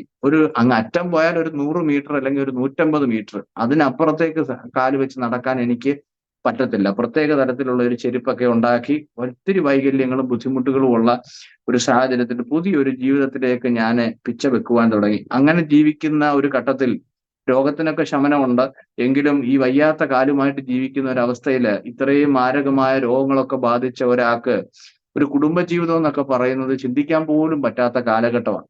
എന്നാൽ ദൈവം അവിടെ എന്നോട് വലിയ വിശ്വസ്തത കാണിച്ചു. കർത്താവിന്റെ വലിയ കരുണ, കർത്താവിന്റെ വലിയ പദ്ധതി എന്റെ മേൽ ഉണ്ടായിരുന്നത് കൊണ്ട് ദൈവം എനിക്ക് വേണ്ടി അനുഗ്രഹിക്കപ്പെട്ട ഒരു ജീവിത പങ്കാളിയെ ദൈവം ഒരുക്കി. എന്റെ പ്രിയപ്പെട്ടവളുടെ അവള് ജനിച്ചു വളർന്നതൊക്കെ ബോംബെയിലാണ്. സ്തോത്രം. അനുഗ്രഹിക്കപ്പെട്ട ഒരു ജീവിത പങ്കാളിയെ കർത്താവ് എനിക്ക് വേണ്ടി ഒരുക്കി. എന്റെ വിവാഹത്തിന്റെ സാഹചര്യം ഒരുങ്ങി. ഞാനിങ്ങനെ ബലഹീനമായ അവസ്ഥയിൽ ജീവിക്കുമ്പോഴും ഒരു കുടുംബജീവിതം എന്ന ഒരു അവസ്ഥയിലേക്ക് കർത്താവ് എന്നെ കൊണ്ടുവന്നു എന്ന് ദേശം കേട്ടപ്പോ, സ്തോത്രം, ഒരു പക്ഷത്ത് ആൾക്കാർ പറയാൻ തുടങ്ങി, പെങ്കൊച്ചിന് എന്തോ പ്രശ്നം കാണും, വല്ല മുടന്തോ അല്ലെങ്കിൽ മന്ദബുദ്ധിയോ അങ്ങനെ എന്തെങ്കിലും ശാരീരികമായ എന്തെങ്കിലും മാനസികമോ ശാരീരികമായ എന്തെങ്കിലും ഒരു പ്രശ്നമുള്ള ആളല്ലാതെ വേറെ ആരും ഇവനെ എന്ത് ചെയ്യത്തില്ല, കല്യാണം കഴിക്കത്തില്ല. കാരണം എനിക്ക് ഇച്ചിരി ശാരീരിക വൈകല്യങ്ങളുണ്ട്. അപ്പൊ അതുകൊണ്ട് അങ്ങനെയുള്ള ആളെ എങ്ങനെ കല്യാണം കഴിക്കാം? അതൊരു ലോകത്തിന്റെ ഒരു സാധാരണ ചിന്താഗതിയാണ്. ആ ചിന്താഗതിയുടെ വെളിച്ചത്തിൽ പലരും ദൂഷണങ്ങൾ പരസ്യമായിട്ടൊന്നും പറയത്തില്ല, എങ്കിലും പിറുപിറുക്കും അല്ലെങ്കിൽ രഹസ്യമായിട്ട് ഇങ്ങനെ ദൂഷണങ്ങളൊക്കെ പറയാൻ തുടങ്ങി. ഈ പറയുന്നവരാരും നമ്മൾ വിചാരിക്കുന്ന കണക്ക് അവിശ്വാസികളോ അല്ലെങ്കിൽ മറ്റ് മനുഷ്യരോ പിന്നെ സുവിശേഷ വിരോധികളോ സംഘപരിവാറുകാരോ ഒന്നും അല്ല കേട്ടോ. അങ്ങനൊന്നും ചിന്തിക്കരുത്. അങ്ങനെ ഈ പറയുന്നവർ മുഴുവൻ നമ്മുടെ വിശ്വാസം പേറുന്ന പലരും തന്നെയാണ് ഇതൊക്കെ പറയുന്നത്. അപ്പോ അങ്ങനെയുള്ള പറച്ചിലുകളൊക്കെ ഉണ്ടായപ്പോൾ എന്റെ എനിക്ക് മനസ്സിലായി ഈ കാര്യങ്ങളൊക്കെ. ഞാൻ പലരും ഒക്കെ പറഞ്ഞറിഞ്ഞു. അങ്ങനെ എന്റെ വിവാഹ നിശ്ചയ ദിവസം എല്ലാവർക്കും മനസ്സിലായി ഈ പെങ്കൊച്ചിന് കുഴപ്പമൊന്നുമില്ല, കാരണം അവള് നല്ല ആരോഗ്യവതിയാണ് എന്ന് എല്ലാവർക്കും മനസ്സിലായി. മറ്റ് ഫിസിക്കൽ പ്രശ്നങ്ങളോ അല്ലെങ്കിൽ മാനസിക പ്രശ്നങ്ങളോ ഒന്നും ഉള്ള പെണ്ണല്ല എന്ന് വിവാഹ നിശ്ചയത്തോടു കൂടെ എല്ലാവർക്കും മനസ്സിലായി. എനിക്ക് മാത്രമേ ഇച്ചിരി ശാരീരിക ബലഹീനത ഉള്ളെന്നുള്ള തിരിച്ചറിവ് വന്നു. അപ്പൊ അടുത്തത് പറയാൻ തുടങ്ങി. അത് പറയുന്നത് വേറൊന്നുമല്ല, എല്ലാം മറച്ചു വെച്ചിട്ടായി കല്യാണം നടത്തുന്നത്. അതായത് എനിക്ക് വന്ന രോഗാവസ്ഥകൾ, ഞാൻ അനുഭവിക്കപ്പെട്ട സാഹചര്യങ്ങളെ പറ്റി എല്ലാം മറച്ചു വെച്ചുകൊണ്ട് പെണ്ണിനെയും പെണ്ണിന്റെ വീട്ടുകാരെയും ഞാൻ എന്ത് ചെയ്യുക, അല്ലെങ്കിൽ ഞങ്ങൾ എന്ത് ചെയ്യുക, കബളിപ്പിക്കുകയാണെന്നുള്ള നിലവാരത്തിൽ അടുത്ത വർത്താനം പറയാൻ തുടങ്ങി. കാരണം ഈ ഒരു എന്റെക്ക് വേണ്ടി ദൈവത്താൽ ഒരുക്കപ്പെടുന്ന സാഹചര്യം അംഗീകരിക്കാൻ ചിലർക്ക് ഒരു ബുദ്ധിമുട്ട്. അങ്ങനെ പറഞ്ഞപ്പോ ഇതിനൊക്കെ കൃത്യമായിട്ടൊരു മറുപടി ദൈവമേ നീ കൊടുക്കണമെന്ന് എനിക്ക് താല്പര്യം ഉണ്ടായിരുന്നു. ഞാൻ ദൈവസന്നിധി പ്രാർത്ഥിക്കാൻ തുടങ്ങി. അങ്ങനെ എന്റെ സഭാ പാസ്റ്ററോട് ഞാൻ അന്ന് പറഞ്ഞു, പാസ്റ്ററെ, വിവാഹ ദിവസം എനിക്ക് കല്യാണമൊക്കെ കഴിയുമ്പോൾ ഏറ്റവും ലാസ്റ്റ് ഒരു 2 മിനിറ്റ് ദേവദാസൻ എനിക്ക് വേണ്ടി ഒന്ന് വേർതിരിക്കണം, എങ്ങനെ സമയമില്ലെന്ന് പറഞ്ഞാലും ഒരു 2 മിനിറ്റ് എനിക്ക് തരണമെന്ന് ഞാൻ പാസ്റ്ററോട് ആവശ്യപ്പെട്ടു. ദൈവദാസൻ അതിനു വേണ്ടിയിട്ടുള്ള ക്രമീകരണങ്ങളും എനിക്ക് വേണ്ടി ചെയ്തു. അങ്ങനെ എന്റെ വിവാഹ ദിവസം ഏറ്റവും ആകസ്മികമെന്ന് 100% എനിക്ക് പറയാൻ പറ്റും. ബോംബെയിൽ നിന്ന് അവർ കടന്നു വരുന്നതിന്റെ ഡേറ്റുകളൊക്കെ ക്രമീകരിക്കപ്പെട്ട് ടിക്കറ്റ് ഒക്കെ കിട്ടാതെ പല കാര്യങ്ങളും മാറ്റിവെച്ചാണ്. അങ്ങനെ 2019 ഡിസംബർ 26, ദൈവദാസൻ ഓർക്കുന്നുണ്ടായിരിക്കും, ഞാൻ അല്പം മുമ്പ് പറഞ്ഞ ഡിസംബർ 26, 2017 ഡിസംബർ 26-നാണ് എന്റെ വലങ്കാല് തകർന്നു പോയത്. 2019 ഡിസംബർ 26-ന് എനിക്ക് ഈ ഭൂമിയിൽ കർത്താവ് ഒരു കുടുംബ ജീവിതം തന്നു. ദൈവത്തിന്റെ ഒരു ഇടപെടൽ തന്നെയാണ്. ആ ഡേറ്റ് കൃത്യമായിട്ട് ആ സമയത്ത് തന്നെ ക്രമീകരിക്കപ്പെടുന്ന സാഹചര്യം ഉണ്ടായി. ഡേറ്റ് എടുത്തു കഴിഞ്ഞപ്പോഴാണ് ഞാനും അതിനെപ്പറ്റി മനസ്സിലാക്കിയത്. അതൊരു വലിയ ദൈവപ്രവൃത്തിയാണല്ലോ. കൃത്യം 2 വർഷം തികയുന്ന ആ ദിവസം എന്റെ വീടിനടുത്തുള്ള ഒരു ഓഡിറ്റോറിയത്തിൽ വെച്ച് എന്റെ സഭയെയും ദേശത്തെയും ഞാൻ നിന്ദിക്കപ്പെട്ട ഭൂമിയിൽ കർത്താവ് എനിക്ക് അനുഗ്രഹിക്കപ്പെട്ട ഒരു കുടുംബജീവിതം തന്നു. അന്ന് ആ കുടുംബജീവിതത്തിന് വേണ്ടി കർത്താവ് ഞങ്ങളെ ഒരുക്കിയ ദിവസം ഞാൻ ആ വിവാഹ വേദിയില് എന്റെ പ്രിയപ്പെട്ടവളോട് ചേർന്ന് നിന്ന് ഞാൻ നേരത്തെ പറഞ്ഞതുപോലെ പെങ്കൊച്ചിന് എന്തെങ്കിലും കുഴപ്പമുണ്ടെന്നും അല്ലെങ്കിൽ എല്ലാം മറച്ചു വെച്ചിട്ടാണ് വിവാഹം നടത്തുന്നതെന്നും ഒക്കെ പറഞ്ഞ ചോദ്യങ്ങൾക്കുള്ള അല്ലെങ്കിൽ അത്തരത്തിലുള്ള ദൂഷണ വാക്കുകൾക്കുള്ള കൃത്യമായ മറുപടിയും ദൈവനാമ മഹത്വത്തിനു വേണ്ടി ഒരു 5 മിനിറ്റ് കൊണ്ട് പറയാൻ കർത്താവ് എനിക്ക് കൃപ ചെയ്തു. അന്ന് എന്നെ ദൂഷണം പറഞ്ഞവരുടെ കൂട്ടത്തിൽ പെടുന്നവരെന്ന് ചിന്തിക്കുന്ന ചിലരൊക്കെ ഈ വിവാഹത്തിൽ സന്നിഹിതരായിരുന്നു. അത് 10-700 പേര് പങ്കെടുക്കുന്ന ഒരു കല്യാണത്തിന് 700 പേരും അങ്ങനെയുള്ളവരെന്നല്ല ഞാൻ പറഞ്ഞത്. 10-15 പേരായിരിക്കും ഈ കൂട്ടത്തിൽ അങ്ങനെയൊക്കെ പറയുന്നവര്. അവരെ ഉദ്ദേശിച്ച് ഞാൻ പറഞ്ഞ ആ ഒരു സാക്ഷ്യം ലോകം മുഴുവൻ പിന്നീട് കേട്ടു. സ്തോത്രം. അതൊരു വലിയ ദൈവപ്രവൃത്തിയായിരുന്നു. എന്ന് പറഞ്ഞാൽ ഇന്നത്തെ സോഷ്യൽ മീഡിയയുടെ വലിയ സ്വാധീനമുള്ള ഈ കാലഘട്ടത്തിൽ അപ്രതീക്ഷിതമായിട്ട് എന്റെ വിവാഹ വേദിയിൽ ഞങ്ങൾ പറഞ്ഞ സാക്ഷ്യം ഇന്നത്തെ ഭാഷയിൽ പറഞ്ഞാൽ അത് സോഷ്യൽ മീഡിയയിൽ വൈറൽ ആകുവാൻ കർത്താവ് ഇടയാക്കി. ഞാൻ പറഞ്ഞു വന്നത്, ഞാൻ കേട്ട അപമാനത്തിനും നിന്ദയ്ക്കും പരിഹാസത്തിനും ഒക്കെ ഒരു മറുപടി ആഗ്രഹിച്ച് അതിന് ദൈവം എനിക്കൊരു സാഹചര്യം തന്നപ്പോൾ ദൈവനാമ മഹത്വത്തിനു വേണ്ടി ഞാൻ ആ ചുരുക്കം ചിലരെ മാത്രം ഉദ്ദേശിച്ചുകൊണ്ട് പറയാൻ ദൈവം എനിക്ക് പ്രേരണ തന്നു. ഞാൻ അങ്ങനെ പറഞ്ഞു. പക്ഷേ അത് കേൾക്കാൻ ദൈവം ഒരുക്കിയത് ഈ 15 പേരെ അല്ല, 15 ലക്ഷത്തിലധികം ആൾക്കാരെ. സ്തോത്രം. ലോകത്തിന്റെ വിവിധ രാജ്യങ്ങളിൽ നിന്ന് അനേകർക്ക് അത് പ്രചോദനം നൽകുന്ന ഒരു അവസ്ഥയിലേക്ക് കർത്താവ് ആ സാഹചര്യത്തെ മാറ്റി. സ്തോത്രം. എനിക്ക് എന്നെ കേൾക്കുന്ന സഹോദരങ്ങളോട്, എന്റെ അനുഭവങ്ങൾ കേൾക്കുന്ന സഹോദരങ്ങളോട് പറയാനുള്ളത്, ചില സമയത്ത് നമ്മൾ പലരാലും നിന്ദിക്കപ്പെടുകയും അപമാനിക്കപ്പെടുകയും പരിഹസിക്കപ്പെടുകയും ഒക്കെ ചെയ്യുമ്പോൾ നമ്മൾ വിചാരിക്കും, ഈ മനുഷ്യർ എന്നോട് ചെയ്യുന്ന ദ്രോഹം ഒന്നും കർത്താവെ നീ കാണുന്നില്ലേ? ഇവര് എന്റെ മേൽ ഈ ആരോപണങ്ങളും ആക്ഷേപങ്ങളും ഒക്കെ ചൊരിയുന്നത് അങ്ങ് കാണുന്നില്ലേ എന്നൊരു തോന്നൽ നമുക്കുണ്ടാകാം. പക്ഷേ ഞാൻ വ്യക്തമായിട്ട് എന്റെ അനുഭവത്തിന്റെ വെളിച്ചത്തിൽ പറയാം, അങ്ങനെ ചിലര് നമുക്കെതിരെ ചൊരിയുന്നുണ്ടെങ്കിൽ അതിന്റെ പുറകിലും ദൈവത്തിനൊരു പദ്ധതിയുണ്ട്. സ്തോത്രം. പെനീനായുടെ കുത്തില്ലായിരുന്നെങ്കിൽ ഹന്ന പ്രാർത്ഥനാ മുറിക്കകത്ത് കയറത്തില്ല. നമുക്കറിയാം, ഏൽക്കാന ഹന്നായിക്ക് ഒരുപാട് ഓഹരി കൊടുക്കുമായിരുന്നു. എന്ന് വെച്ചാൽ പുത്രമില്ലാത്ത കുഞ്ഞുങ്ങളില്ലാത്തതിന്റെ ദുഃഖം ഒരിക്കലും ഹന്നായുടെ ഹൃദയത്തിൽ ഉണ്ടായിട്ടില്ല. കാരണം ഏൽക്കാന അത്ര കാര്യമായിട്ടാണ് ഹന്നയെ കെയർ ചെയ്തിരുന്നത്. ആ മക്കളില്ലാത്ത ദുഃഖം അവൾ ഒരിക്കലും അറിഞ്ഞിട്ടില്ല. പക്ഷെ പെനീന എന്ന് പറയുന്ന ഒരു വ്യക്തി മക്കളില്ലാത്തതിന്റെ പേരിൽ അവളെ കുത്താൻ തുടങ്ങിയപ്പോഴാണ് മക്കൾ ഉണ്ടാകേണ്ടതിനെ പറ്റി അവൾ ചിന്തിച്ചു തുടങ്ങിയത്. അതുകൊണ്ടാണ് അവൾ പ്രാർത്ഥനാ മുറിയിലേക്ക് കയറിയത്, ആലയത്തിൽ പോയി നിലവിളിക്കാൻ തുടങ്ങിയത്. സ്തോത്രം. ആ നിലവിളിയുടെ ഉത്തരമാണ് ശമൂവേൽ പ്രവാചകൻ. ഇന്ന് എന്നെ കേൾക്കുന്ന സഹോദരങ്ങളെ, നിങ്ങൾ ആരെങ്കിലും ഒക്കെ മുഖാന്തരം നിന്ദിക്കപ്പെടുകയും പരിഹസിക്കപ്പെടുകയും അപമാനിക്കപ്പെടുകയും ഒക്കെ ചെയ്യുന്ന സാഹചര്യത്തിൽ കൂടെ കടന്നു പോകുന്നവരാണെങ്കിൽ ഒരുപക്ഷെ നിങ്ങൾ ചിന്തിക്കും, ദൈവം എൻ്റെ കൂടെ ഇല്ല, ദൈവം എന്നെ ഉപേക്ഷിച്ചു, ദൈവത്തിന് എന്നെ പറ്റി ചിന്തയില്ലല്ലോ എന്നൊക്കെ ചിന്തിച്ച്, ദൈവം ഉണ്ടോ എന്നൊക്കെ ആരെങ്കിലും ചിന്തിക്കുന്നുണ്ടെങ്കിൽ നിങ്ങളോട് എനിക്ക് പറയാനുള്ളത്, ദൈവം ഉള്ളത് കൊണ്ടാണ് ഇന്ന് നിങ്ങൾ ഇങ്ങനെയുള്ള സാഹചര്യങ്ങളിൽ കൂടെ കടന്നു പോകുന്നത്. എന്തിനാണെന്നറിയാമോ? നാളെ നിങ്ങളിലൂടെ കേവലം നിങ്ങളുടെ ഒരു വ്യക്തിപരമായ ഇമോഷൻസിനപ്പുറം ദൈവത്തിന്റെ നാമം നിങ്ങളിൽ കൂടെ മഹത്വമെടുക്കുകയും അതിലുപരി നിങ്ങളെ നിന്ദിച്ചവരും പരിഹസിച്ചവരും അപമാനിച്ചവരും ഒക്കെ നാളെ നിങ്ങളെ ചൊല്ലി അഭിമാനം കൊള്ളുന്ന ഒരു സാഹചര്യങ്ങളെ മാറ്റുവാൻ എൻ്റെ ദൈവം വിശ്വസ്തനാണെന്ന് അനുഭവത്തിന്റെ വെളിച്ചത്തിൽ ഞാൻ നിങ്ങളോട് വിളിച്ചു പറയുന്നു. സ്തോത്രം. 15-20 പേർക്ക് വേണ്ടി ഞാൻ മറുപടി കൊടുക്കാൻ പറഞ്ഞ വാക്കുകൾ ലോകം മുഴുവൻ അറിയുകയും, സ്തോത്രം, ദൈവദാസനെ തിരുനാമ മഹത്വത്തിന് വേണ്ടി പറയട്ടെ, ഈ ശുശ്രൂഷയുടെ മുഖത്ത് എന്നെയും എൻ്റെ കുടുംബത്തെയും 10 പേര് ശ്രദ്ധിക്കാൻ തുടങ്ങിയത്, ഞങ്ങളെ 10 പേര് അറിയാൻ തുടങ്ങിയത് ഈ അനുഭവത്തിന്റെ വെളിച്ചത്തിൽ. അതുവരെ ലോകത്ത് ആർക്കും എന്നെ വ്യക്തിപരമായിട്ട് അറിയാവുന്നവർക്ക് അപ്പുറത്തേക്ക് ഒരു വ്യക്തിക്ക് പോലും എന്നെ അറിയത്തില്ലായിരുന്നു. ഇന്ന് ദൈവദാസന്റെ ഈ ചാനലിനകത്ത് വന്ന് ഈ അനുഭവ സാക്ഷ്യം പറയാനുള്ള സാഹചര്യങ്ങൾ ഒരുപക്ഷെ അന്നത്തെ ആ അനുഭവത്തിന്റെ വെളിച്ചത്തിലാണ് കർത്താവ് ഞങ്ങൾക്ക് വേണ്ടി ഒരുക്കിയത്. അപ്പോ ദൈവത്തിന്റെ വചനപ്രകാരം നമുക്ക് അതിനെ ഇങ്ങനെ ചിന്തിക്കാം: ദൈവത്തെ സ്നേഹിക്കുന്നവർക്ക്, നിർണയപ്രകാരം വിളിക്കപ്പെട്ടവർക്ക് സകലതും നന്മയ്ക്കായി കൂടി വ്യാപരിക്കുന്നു. സ്തോത്രം. എന്തു സംഭവിച്ചാലും, എത്ര തകർന്നാലും അതിന്റെ ഒക്കെ പുറകിൽ ദൈവത്തിന്റെ ചില പദ്ധതികൾ ഉണ്ടെന്നുള്ളത് വിസ്മരിക്കാൻ കഴിയാത്തൊരു യാഥാർത്ഥ്യമാണ്. എന്റെ അനുഭവത്തിന്റെ വെളിച്ചത്തിലാണ് ഞാൻ പറയുന്നത്. അങ്ങനെ അനുഗ്രഹിക്കപ്പെട്ട കുടുംബജീവിതം കർത്താവ് ഞങ്ങൾക്ക് തന്നു.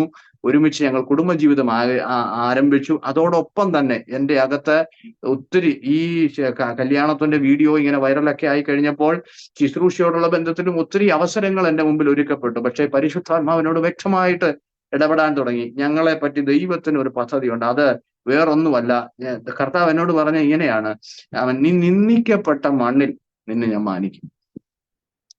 കുണ്ടറയിൽ അപമാനിക്കപ്പെട്ടിട്ട് കോഴിക്കോട് കൊണ്ടുപോയല്ല ദൈവം മാനിക്കുന്നത്. സ്തോത്രം. ഹല്ലേലൂയ.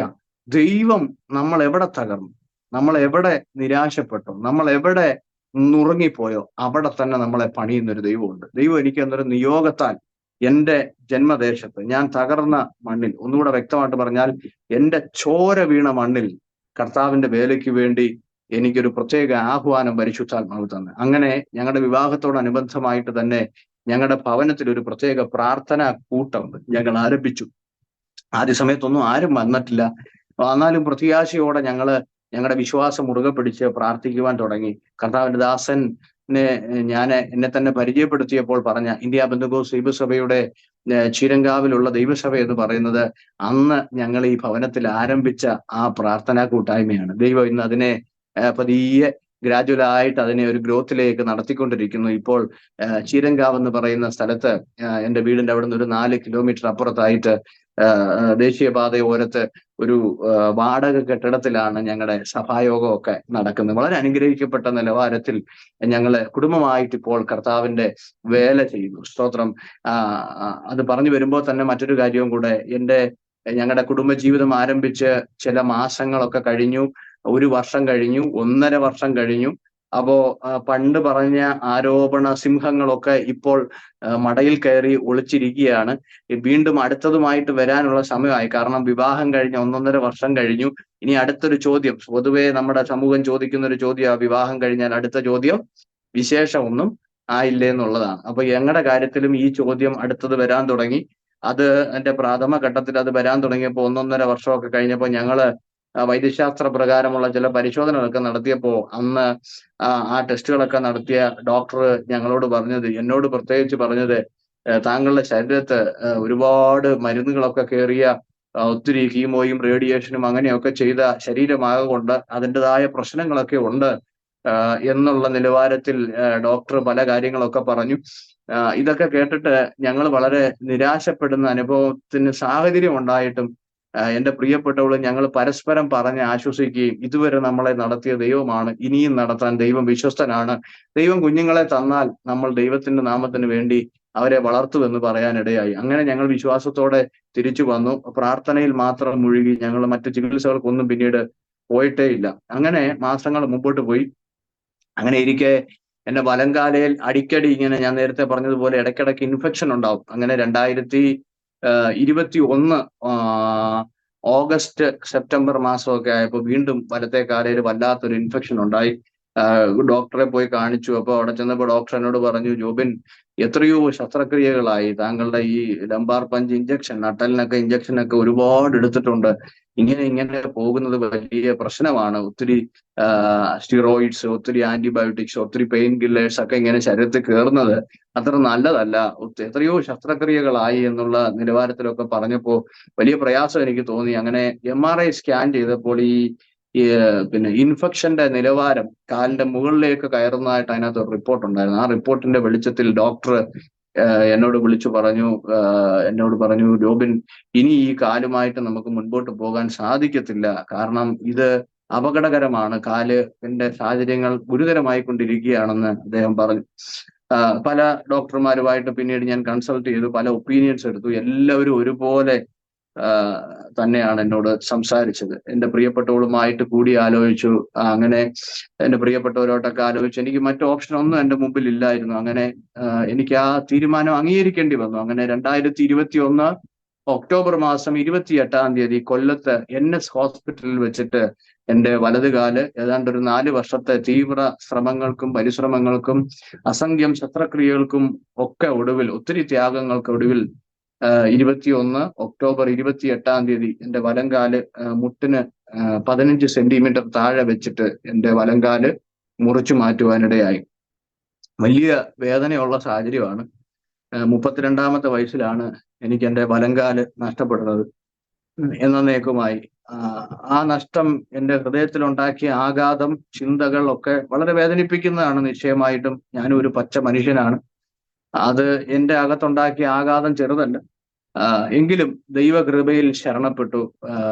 കാല് നഷ്ടപ്പെടുന്ന സമയത്ത് നേരത്തെ പറഞ്ഞതുപോലെ അപവാദം പറയുന്നവർ, പരിഹസിക്കുന്നവർ ഒരു പക്ഷത്ത് ഒളിച്ചിരുന്നും ഒക്കെ പറയാൻ തുടങ്ങി. തീർന്നു, ശുശ്രൂഷ തീർന്നു. ഇനി എന്ത് രോഗശാന്തിയാണ് അവൻ പ്രസംഗിക്കുന്നത്? ഇനി എന്ത് വിടുതലാണ് അവന് പറയുവാനുള്ളത്? ഇനി എന്താണ് അവന് സംസാരിക്കാനുള്ളത്? അത്തരത്തിലുള്ള ചിന്തകൾ എൻ്റെ അകത്തും വരാൻ തുടങ്ങി. പക്ഷെ കർത്താവ് എന്നെ ബലപ്പെടുത്തി. ദൈവദാസനെ, കർത്താവ് എന്നെ ആ സമയത്ത് എൻ്റെ അകത്ത് പകർന്ന ഒരു കരുത്ത് 2 കൊരിന്ത്യർ ലേഖനത്തില് 12-ാം അധ്യായത്തില് പൗലോസിനോട് കർത്താവ് പറഞ്ഞ വാക്ക്, പൗലോസിന്റെ ജഡത്തിൽ താന് വ്യഥ അനുഭവിച്ചപ്പോൾ കർത്താവിനോട് 3 തവണ പ്രാർത്ഥിച്ചു ആ ശൂലം മാറുവാനായിട്ട്. എന്റെ ഭാഷ ഇങ്ങനെയാണ്: പൗലോസ് തന്റെ ശൂലം മാറുവാൻ, തന്റെ ബലഹീനത മാറ്റുവാൻ ദൈവത്തോട് പ്രാർത്ഥിച്ചപ്പോ ദൈവം പൗലോസിനോട് ചോദിച്ചൊരു ചോദ്യം, പൗലോസിന് കൊടുത്ത ഉത്തരത്തിൽ അങ്ങനെ ഒരു ചോദ്യമുണ്ട്: പൗലോസെ, നിനക്ക് എന്റെ കൃപ വേണോ അതോ നിനക്ക് രോഗസൗഖ്യം വേണോ? സ്വത്രം. പൗലോസിന്റെ സെലക്ഷൻ, പൗലോസിന് ദൈവം കൊടുത്ത ഓപ്ഷൻ 2-ൽ-1 സെലക്ട് ചെയ്യാൻ 3 പ്രാവശ്യം പുള്ളി ചോദിച്ചു. പക്ഷെ കർത്താവ് പറഞ്ഞു, എന്റെ കൃപ നിനക്ക് മതി. ആ വാക്കില് ഉത്തരവുണ്ട്, എന്റെ കൃപ നിനക്ക് മതി എന്ന് പറഞ്ഞാൽ, ഞാൻ തരുന്ന രോഗശാന്തിയേക്കാൾ, എന്നിലൂടെ പ്രാപിക്കുന്ന മറ്റു വിടുതലുകളേക്കാൾ, എന്തിനേക്കാളും ഏറ്റവും വലുത് എന്റെ കൃപ നിന്റെ അകത്ത് വ്യാപരിക്കുന്നത്. അതിനേക്കാൾ വലുത് ഈ ഭൂമിയിൽ എന്താ ഉള്ളത്? അപ്പോ പൗലോസ് അതിന് പറയുന്ന ഒരു മറുപടി, ആ ദൈവിക തീരുമാനത്തിന് മുമ്പിൽ എന്റെ കൃപ നിനക്ക് മതി എന്ന് കർത്താവ് പൗലോസിനോട് പറയുമ്പോൾ, പൗലോസ് തിരിച്ച് അതിന് റിപ്ലൈ ചെയ്യുന്ന ഒരു വാക്യം അതിന്റെ തൊട്ട് താഴെ എഴുതിയിട്ടുണ്ട്: ആകയാൽ ക്രിസ്തുവിന്റെ ശക്തി എന്റെ മേൽ ആവസിക്കേണ്ടതിന് ഞാൻ അതിസന്തോഷത്തോടെ എന്റെ ബലഹീനതയിൽ പ്രശംസിക്കും. അപ്പോ അദ്ദേഹത്തിന്റെ അകത്തുള്ള ബലഹീനതയ്ക്ക് ഒത്തവണ്ണം, ആ ബലഹീനതയെ ഓവർകം ചെയ്യുവാൻ തക്കവണ്ണം തന്റെ അകത്ത് കർത്താവിന്റെ കൃപ വ്യാപരിക്കുന്നു. സ്തോത്രം. അപ്പോ എത്രത്തോളം താൻ ബലഹീനനാണോ അത്രത്തോളം ദൈവകൃപ അദ്ദേഹത്തിന്റെ അകത്ത് വ്യാപരിക്കും. എന്നെ കേൾക്കുന്ന സഹോദരങ്ങളെ, പ്രിയപ്പെട്ടവരെ, നമ്മൾ എത്രത്തോളം ദൈവസന്നിധിയിൽ ബലഹീനരാകുന്നോ അത്രത്തോളം ദൈവകൃപ നമ്മുടെ അകത്ത് വർദ്ധിച്ചുകൊണ്ടേയിരിക്കും. എന്നെ UDID എന്ന് പറഞ്ഞൊരു കാർഡുണ്ട്, ഗവൺമെന്റിന്റെ ഡിസബിലിറ്റിയുടെ ഒരു കാർഡ്, സെൻട്രൽ ഗവൺമെന്റ് ഓഫ് ഇന്ത്യയുടെ ഒരു ഡിസബിലിറ്റി കാർഡ് എൻ്റെ കയ്യിലുണ്ട്. അതില് അവരുടെ വൈദ്യശാസ്ത്രത്തിന്റെ രേഖ പ്രകാരം ഞാൻ ഇപ്പോൾ 50% ഡിസേബിൾഡ് ആയിട്ടുള്ള ഒരു മനുഷ്യനാണ്. 50%. എനിക്ക് നഷ്ടപ്പെട്ട കാലിന്റെ സാഹചര്യത്തിൽ 50% ഡിസബിലിറ്റി ഉള്ള ആളാണ്. പക്ഷെ ഞാൻ വിശ്വസിക്കുന്നു, ആ 50% എന്റെ കർത്താവ് ഫില്ല് ചെയ്തിരിക്കുകയാണ്. സ്തോത്രം. ഞാൻ 50% ബലഹീനതാവുമ്പോൾ എന്നെ 100% കരുത്തനാക്കാൻ കഴിയുന്നതാണ് ദൈവത്തിന്റെ കൃപ എന്ന് പറയുന്നത്. ഞാൻ പറയട്ടെ, എന്നോട് സ്നേഹമുള്ള, എന്നെ വചനം പഠിപ്പിച്ച അധ്യാപകരിൽ ചിലർ എന്നെ വിളിച്ചിട്ട് എന്റെ കാല് നഷ്ടപ്പെടുന്ന സാഹചര്യത്തിൽ ആശ്വാസവാക്കുകളോടൊപ്പം എന്നോട് പറഞ്ഞൊരു വാക്കുണ്ട്: മോൻ വാ, ഞാന് ക്യാമ്പസില് മെയിൻ അതിന്റെ അധികാരപ്പെട്ടവരുമായിട്ട് സംസാരിച്ചിട്ട് ലൈബ്രറിയിൽ ഒരു ജോലി തരപ്പെടുത്തി തരാം, അതാകുമ്പോൾ ഇരുന്ന് ചെയ്താൽ മതി. അതുപോലെ എന്നെ സ്നേഹിക്കുന്ന ഞങ്ങളുടെ ദേശത്തുള്ള രാഷ്ട്രീയ പ്രമുഖരായിട്ടുള്ള അല്ലെങ്കിൽ അത്തരത്തിലുള്ള ആൾക്കാരൊക്കെ പലരും എന്നെ സമീപിക്കുകയും അവരെന്നോട് പറഞ്ഞു, ഈ ബലഹീനത നിമിത്തം ഉണ്ടായ സാഹചര്യങ്ങളെ ഓവർകം ചെയ്യാൻ ഗവൺമെന്റിൽ നിന്ന് കിട്ടാവുന്ന സ്വയം തൊഴിലിനുള്ള സംഗതികൾ, അല്ലെങ്കിൽ ലോട്ടറി കച്ചവടം നടത്താനുള്ള സാഹചര്യങ്ങൾ, അല്ലെങ്കിൽ ഈ ഹെൽപ്പ് വെച്ച വണ്ടി, അല്ലെ അത്തരത്തിൽ അതിന്റെ രീതിയിൽ ഏതെങ്കിലും തരത്തിൽ ജീവിതം മുമ്പോട്ട് കൊണ്ടുപോകാനുള്ള സാഹചര്യങ്ങൾ. ഇതിനപ്പുറം എന്റെ വിദ്യാഭ്യാസ യോഗ്യതകൾ വെച്ചിട്ട് ഏതെങ്കിലും ഗവൺമെന്റ് സ്ഥാപനങ്ങളിൽ ഗവൺമെന്റ് ജോലിക്ക് വേണ്ടിയിട്ടുള്ള സാഹചര്യങ്ങൾക്കുള്ള റെക്കമെൻഡേഷൻസ്, ഇങ്ങനെ പല തരത്തിലുള്ള സ്നേഹിത വിഭാഗങ്ങളിൽ നിന്നുള്ള ഓഫറുകളൊക്കെ എൻ്റെ മുമ്പിൽ പലരും കൊണ്ടുവച്ചു. സ്നേഹമുള്ളവരാരും എന്നെ ഉപദ്രവിക്കണമെന്ന് കരുതിയിട്ടല്ല, സ്നേഹത്താൽ ആദ്യത്തെ ചെയ്യുന്നത്. കാരണം ഞാൻ ബലഹീനനായി എന്നുള്ളതാണ് അവർക്ക് കാണാൻ കഴിയുന്ന കാര്യം. അപ്പൊ എന്നെ ഇനി ബാക്കിയുള്ള കാലഘട്ടങ്ങൾ മുൻപോട്ട് കൊണ്ടുപോകാൻ ഈ ബലഹീനതയ്ക്കൊത്തവണ്ണമേ എനിക്ക് സാധിക്കത്തുള്ളൂ എന്നുള്ളത് കൊണ്ട് അവരെന്നെ ഹെൽപ്പ് ചെയ്യാൻ പരമാവധി ശ്രമിക്കുക. ഞാൻ ഈ അറിവുകളൊക്കെ എൻ്റെ അകത്തേക്ക് പലരും പകർന്നു നൽകിയപ്പോ ഞാൻ ദൈവസന്നിധി ചെന്നിരുന്ന് എൻ്റെ സ്വർഗത്തിലെ അപ്പനോട് ചോദിച്ചു, അപ്പാ നീ ഇതിനു വേണ്ടിയിട്ടാണോ എന്നെ ഇങ്ങനെ ആക്കി തീർത്തത്? ഞാനിങ്ങനെ ബലഹീനതായത് ഇതുപോലെ എവിടെങ്കിലും അങ്ങ് ഒതുങ്ങിപ്പോകാൻ വേണ്ടിയാണോ എന്ന ചോദ്യങ്ങൾ ചോദിക്കാൻ തുടങ്ങി. എനിക്ക് കുഞ്ഞുങ്ങളില്ല, തലമുറയില്ല. അങ്ങനെ ഒരു വല്ലാത്ത വേദനയുടെ അനുഭവത്തിൽ കൂടെ ഞങ്ങൾ പോകുമ്പോൾ ദൈവദാസനെ, എന്റെ കാല് മുറിക്കുന്ന ഇതുമായി ബന്ധപ്പെട്ട് ഇന്ന് തീരുമാനിച്ച് നാളെ മുറിക്കുകയല്ലായിരുന്നു. ഒത്തിരി ദിവസങ്ങളുടെ ചർച്ചകളും ഒത്തിരി ദിവസങ്ങളുടെ ആശുപത്രികളും ലിം സെന്ററുമായിട്ടുള്ള ഇടപെടലും അങ്ങനെ ഒത്തിരി കാര്യങ്ങൾ ഉണ്ടായിരുന്നു. അതിന്റെ ആ ഒരു പ്രോസസ്സിങ് ചെറിയ കാര്യമല്ല. അതുമായിട്ടൊക്കെ കയറി ഇറങ്ങി ഞങ്ങൾ ഇങ്ങനെ പോകുന്ന ഘട്ടത്തിലൊക്കെ വളരെ മാനസിക പ്രയാസങ്ങളുണ്ട്. ആ സമയത്ത് കർത്താവ് ഞങ്ങളെ ആശ്വസിപ്പിച്ച ഒരു ആശ്വാസം ഞാൻ പറയാം. വർഷങ്ങളായിട്ട് ഞങ്ങൾ പ്രതീക്ഷിക്കുന്ന ആ വാർത്ത ഞങ്ങളുടെ ചെവിയിലേക്ക്, എൻ്റെ കാല് മുറിക്കുന്നതിന് ചില ദിവസങ്ങൾക്ക് മുമ്പാണ് ആ വാർത്ത എത്തുന്നത്. മറ്റൊന്നുമല്ല, എൻ്റെ പ്രിയപ്പെട്ടവളുടെ ഉദരത്തിൽ ഒരു തലമുറ വളരുന്നു എന്നുള്ളൊരു വാർത്ത ഞങ്ങൾക്ക് ലഭിച്ചു. ദേവദാസനെ, എൻ്റെ കാല് മുറിച്ച് പിന്നെ ICUവിൽ നിന്ന് ഞാൻ എന്നെ മാറ്റി റൂമിലേക്ക് ഷിഫ്റ്റ് ചെയ്ത് ഞങ്ങൾ ആ റൂമിൽ താമസിക്കുന്ന ആശുപത്രിയുടെ റൂമിൽ ആയിരിക്കുമ്പോൾ ദൈവം എൻ്റെ പ്രിയപ്പെട്ടവൾ എൻ്റെ അടുക്ക വന്നു അവളുടെ മൊബൈലിനകത്തുനിന്നൊരു അറിവ് എന്നെ കാണിച്ചു തന്നു. അപ്പോ അകത്ത് അവളുടെ വയറ്റിൽ കിടക്കുന്ന കുഞ്ഞിന് അന്ന് എനിക്ക് തോന്നുന്നു 3-ാമത്തെ മാസോ 10-ാമത്തെ ആഴ്ച എന്തോ ആയിരുന്നു. ആ സമയത്ത് അവൾ എനിക്ക് തന്നൊരു അറിവാണ്. അത് വല്ലാത്തൊരു ആവേശം എൻ്റെ അകത്തുണ്ടാക്കി. എൻ്റെ വലക്കാല് നഷ്ടപ്പെടുന്ന ദുഃഖത്തിൽ, തീവ്ര ദുഃഖത്തിൽ ഞങ്ങൾ കിടക്കുമ്പോ എൻ്റെ പ്രിയപ്പെട്ടവൾ ഉദരത്തിൽ വളരുന്ന തലമുറയ്ക്ക് അതേ സമയത്താണ് കൈയും കാലും ഒക്കെ ഉണ്ടാകുന്നത്. 10-ാമത്തെ ആഴ്ചയിലാണ് ഈ ഭ്രൂണത്തിന് കൈയും കാലും ഒക്കെ ഉണ്ടാകുന്നത്. ഇതൊരു ഇൻഫർമേഷനാണ്, ഇതൊരു അത്ഭുതമൊന്നുമല്ല. ആ ഒരു ഇൻഫർമേഷൻ എൻ്റെ അകത്ത് തന്ന ആവേശം ചെറുതല്ല, വേറൊന്നുമല്ല. കർത്താവെ, 32-ാം വയസ്സിൽ വലങ്കാല് നഷ്ടപ്പെടുന്ന തീവ്ര ദുഃഖം പേറി ഞാൻ ഇങ്ങനെ കിടക്കുമ്പോ എൻ്റെ ചോരയിൽ നിന്ന് അല്ലെങ്കിൽ എൻ്റെ രക്തത്തിൽ നിന്ന് ദൈവം അടുത്തൊരു തലമുറയെ ജനിപ്പിക്കുകയും ആ തലമുറയ്ക്ക് കൈകാലുകളെ നിർമ്മിക്കുകയും ചെയ്യുന്ന ദൈവത്തിന്റെ ആ മാസ്മരികമായ ഇടപെടൽ അതൊരു മനുഷ്യന് കാണാൻ പറ്റത്തില്ല. അതുകൊണ്ടാണ് ദൈവത്തിന്റെ വചനം പറയുന്നത്, ദൈവത്തെ സ്നേഹിക്കുന്നവർക്ക് ഒരുക്കിയിട്ടുള്ളത് ഒരു കണ്ണ് കണ്ടിട്ടില്ല, ഒരു ചെവി കേട്ടിട്ടില്ല, ഒരു മനുഷ്യന്റെ ഹൃദയത്തിലും തോന്നിയിട്ടുമില്ല. ആർക്കും ചിന്തിക്കാൻ കഴിയാത്ത തരത്തിൽ ഉള്ള ദൈവപ്രവൃത്തി കർത്താവ് ഞങ്ങളുടെ ജീവിതത്തിൽ അയക്കുവാൻ തുടങ്ങി. ഞാൻ നേരത്തെ പറഞ്ഞതുപോലെ ഞാൻ ബലഹീനനായപ്പോൾ ആ ബലഹീനതയ്ക്കൊത്തവണ്ണമുള്ള സഹായഹസ്തങ്ങൾ നീട്ടുവാൻ പലരും തയ്യാറായി. എനിക്ക് കൃത്രിമ കാലിന്റെ അല്ലെങ്കിൽ എനിക്ക് പരിമിതിയുള്ള ജീവിതത്തിന്റെ സാഹചര്യത്തിൽ കൂടെ ജീവിക്കാനുള്ള സാഹചര്യങ്ങൾ ഒരുക്കി തരാൻ വളരെ വ്യഗ്രതപ്പെട്ടപ്പോൾ, താല്പര്യപ്പെട്ടപ്പോൾ, സ്നേഹത്തിൽ ഞാൻ അതെല്ലാം നിരസിച്ച് സ്വർഗത്തിലെ അപ്പനോട് ചോദ്യങ്ങൾ ചോദിച്ചപ്പോൾ കർത്താവ് പറഞ്ഞു, അവൻ എൻ്റെ കൃപ നിനക്ക് മതി. സ്തോത്രം. നീ ഒരു സ്ഥലത്ത് ഒതുങ്ങാനുള്ളവനല്ല. നിന്നെ ഞാൻ ഇങ്ങനെയാക്കി തീരുന്ന സാഹചര്യത്തിന് അനുവാദം കൊടുത്തിട്ടുണ്ടെങ്കിൽ നിന്നെ നടത്താനും ഞാൻ വിശ്വസ്തനാണ്. പൗലോസിന്റെ ആ വാക്കാണ് എന്നെ ആവേശം കൊള്ളിച്ചത്. ഞാൻ അതിസന്തോഷത്തോടെ എൻ്റെ ബലഹീനതയിൽ പ്രശംസിക്കും. കാരണം എന്താ?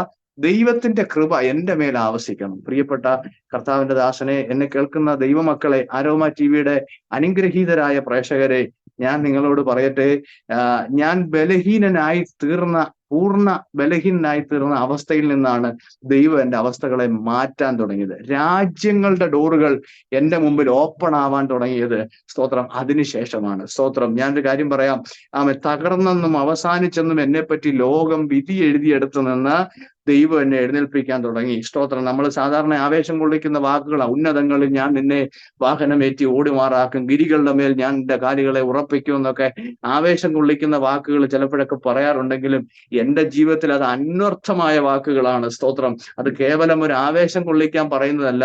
ആമേൻ ഏതെങ്കിലും പെട്ടിക്കടയിട്ടോ മുറുക്കാൻ കടയിട്ടോ ഏതെങ്കിലും സ്ഥലത്ത് ഒതുങ്ങിപ്പോകണ്ട, കൈയും കാലും ഒക്കെ നഷ്ടപ്പെട്ടവരെ നമ്മൾ പൊതുവെ അങ്ങനെയുള്ള സ്ഥലങ്ങളിൽ കാണുമ്പോൾ എന്നെ പോലെ അതേ അവസ്ഥയിൽ പോകേണ്ട ഒരാളെ ദൈവത്തിന്റെ കരങ്ങളിൽ കർത്താവ് ഇന്നെടുത്ത് ശക്തമായിട്ട് ഉപയോഗിച്ചു കൊണ്ടിരിക്കും. ഞങ്ങളെ കുടുംബമായിട്ട് ദൈവം മാനിച്ചു കൊണ്ടിരിക്കും. ദേശത്തിന്റെ നടുവിൽ അത്യത്ഭുതകരമായിട്ട് നടത്തുന്നു. അതിലുപരി ഞങ്ങൾക്ക് ദൈവം നൽകിയ ഈ അനുഭവങ്ങളുടെ വെളിച്ചത്തിൽ, ദൈവകൃപയാൽ അതിനെ തരണം ചെയ്യാൻ ദൈവം ഞങ്ങൾക്ക് ശക്തി തന്നതിന്റെ വെളിച്ചത്തിൽ ഇന്ന് ഇത്തരത്തിൽ ക്ലേശം അനുഭവിക്കുന്ന, ഭാരം അനുഭവിക്കുന്ന, വേദനയിൽ കൂടെ പോകുന്ന അനേകരെ ഈ ദൈവസ്നേഹത്തിലേക്ക് പിടിച്ചടുപ്പിക്കുവാൻ കർത്താവ് ഞങ്ങളെ കുടുംബമായിട്ട് ഉപയോഗിച്ചു കൊണ്ടിരിക്കുന്നു. സ്തോത്രം. ഇന്ന് ദൈവനാമമഹത്വത്തിന് വേണ്ടി ഞാൻ പറയാം, 34 വയസ്സ് പ്രായത്തിനിടയ്ക്ക് 20 ശസ്ത്രക്രിയകൾ, വെല്ലൂർ CMC മെഡിക്കൽ കോളേജ് അടക്കം 8 ആശുപത്രികളിലായിട്ട് 20 ശസ്ത്രക്രിയകൾക്ക് വിധേയനായി. 400-ലധികം തുന്നലുകൾ എന്റെ ശരീരത്തിൽ ഉണ്ടായിട്ടുണ്ട്.